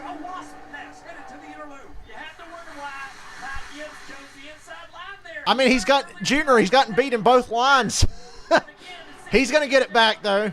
Corner exit, rear grip, that's going to win him the race. I still think Gibbs is going to take this. And he feels like he owes Allmendinger one from Mid-Ohio, even though he doesn't really. He feels that way because he's an entitled little shithead. So I think he's just going to get up here. If he can't pass him, he'll bump him, spin him out, and just go on about his day because that's what Ty Gibbs does.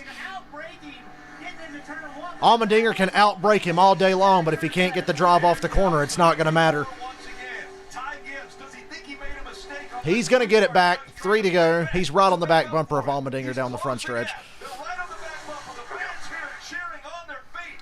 A lot of aggressive blocking going on in the back off of 7. Allmendinger smoking the right front a little bit into 1, just a little bit.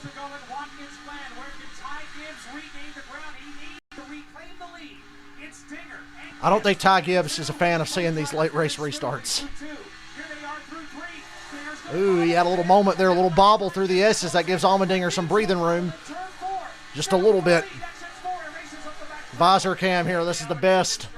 Finally, visor cam is coming in handy.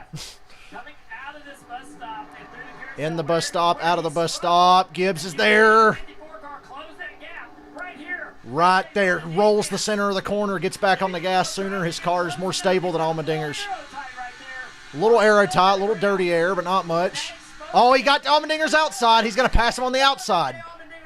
I think that snuck up on Allmendinger. The 74 just got spun, and the 54 just took the lead back. He clears him from the outside of 6. Cuts back across his nose, going to 7. Coming to 2 to go. Ty Gibbs has the lead again. I knew he'd get it back. But I swear to God, if there's another caution, I'm going to have a shit fit. He did it cleanly, too. He didn't wreck him, guys. Good for you, Ty. He passed Allmendinger for the lead and didn't wipe him out. 2 to go. Through turn 1. I love this racetrack. He's also got Austin Cindric, Justin Allgaier there as well. It's a 4-car breakaway for the win. We're less than 2 laps to go, and Ty Gibbs is trying to pull away. Cindric and Allmendinger are just going to have to hope for a mistake. By 2 car lengths, but is that enough to claim this win?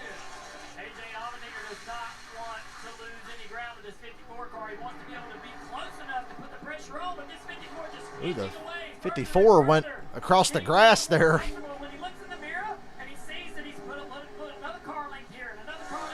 That was a janky exit of the bus stop, but it didn't hurt Gibbs too much. Just a little bit, but not much. Pushing all he can, but just can't make ground, and he knows he's got more experience. He's won a cup race here, but the young driver is driving away from him. It's so frustrating for AJ Allmendinger to be in that car watching that 54 car get smaller. Ty Gibbs now fighting back. He has shown perfection as he's been able to go through the bus stop. White flag, white flag.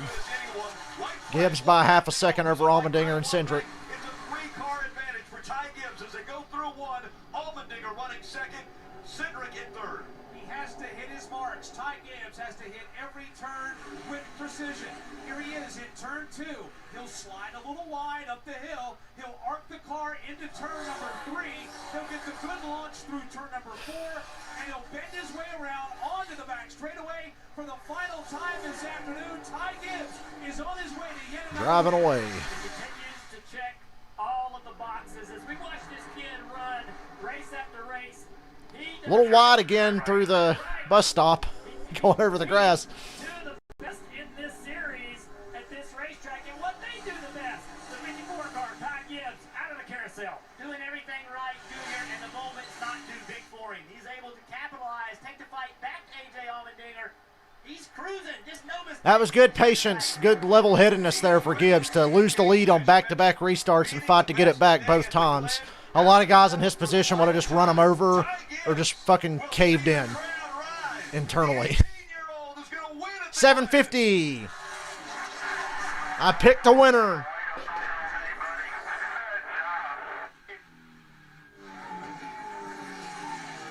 Karen, the only way Kyle Busch is going to destroy the field tomorrow is if Chase Elliott gets the flu or COVID. But Ty Gibbs wins. I'll win $7.50. One thing I noticed when he Hooray. he had the opportunity, he was right behind Allmendinger. He could have put the bumper to the back of him, but he got out of the gas and didn't make contact. So refreshing to see a young up-and-coming star race that way. There was a moment in time where pushing and shoving became the norm. Ty Gibbs has showed up on the scene. Well, that was a damn fun race.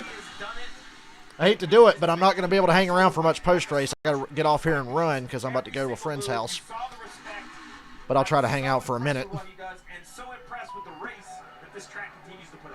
Thank you for the $7.50, Michael. It's good to pick a winner.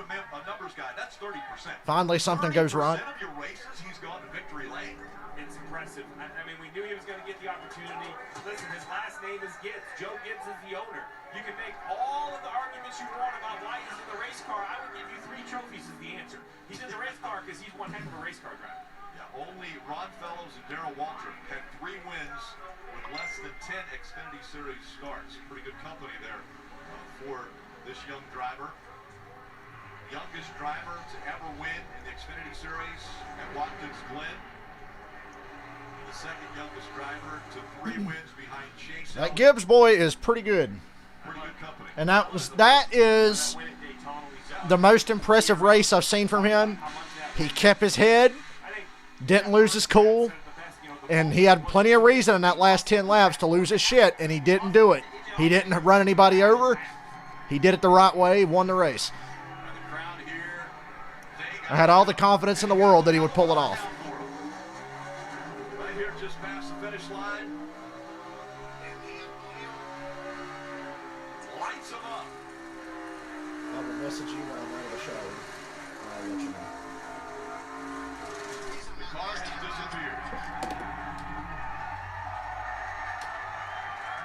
That's pretty good at that. Definitely pretty good at that. Weather was going to be an issue here at the Glen. I'm glad the weather held off, so we got to see a good race. Back to start of this race up just a bit. But I think the lightning was behind the wheel of the 54 today. Ty Gibbs was amazing. All right, guys, I hate to do it, but I'm going to run. I hope y'all have a good day. I'm not going to hang around for the interviews. I got to go take a shower and get ready to go. So thank you guys for watching. I'm glad this race was fun, and I'll see you tomorrow. I'll see you tomorrow. What the hell happened to Moffitt? I have no idea. I don't know what happened to Moffitt, but Ty Gibbs just won me like $7.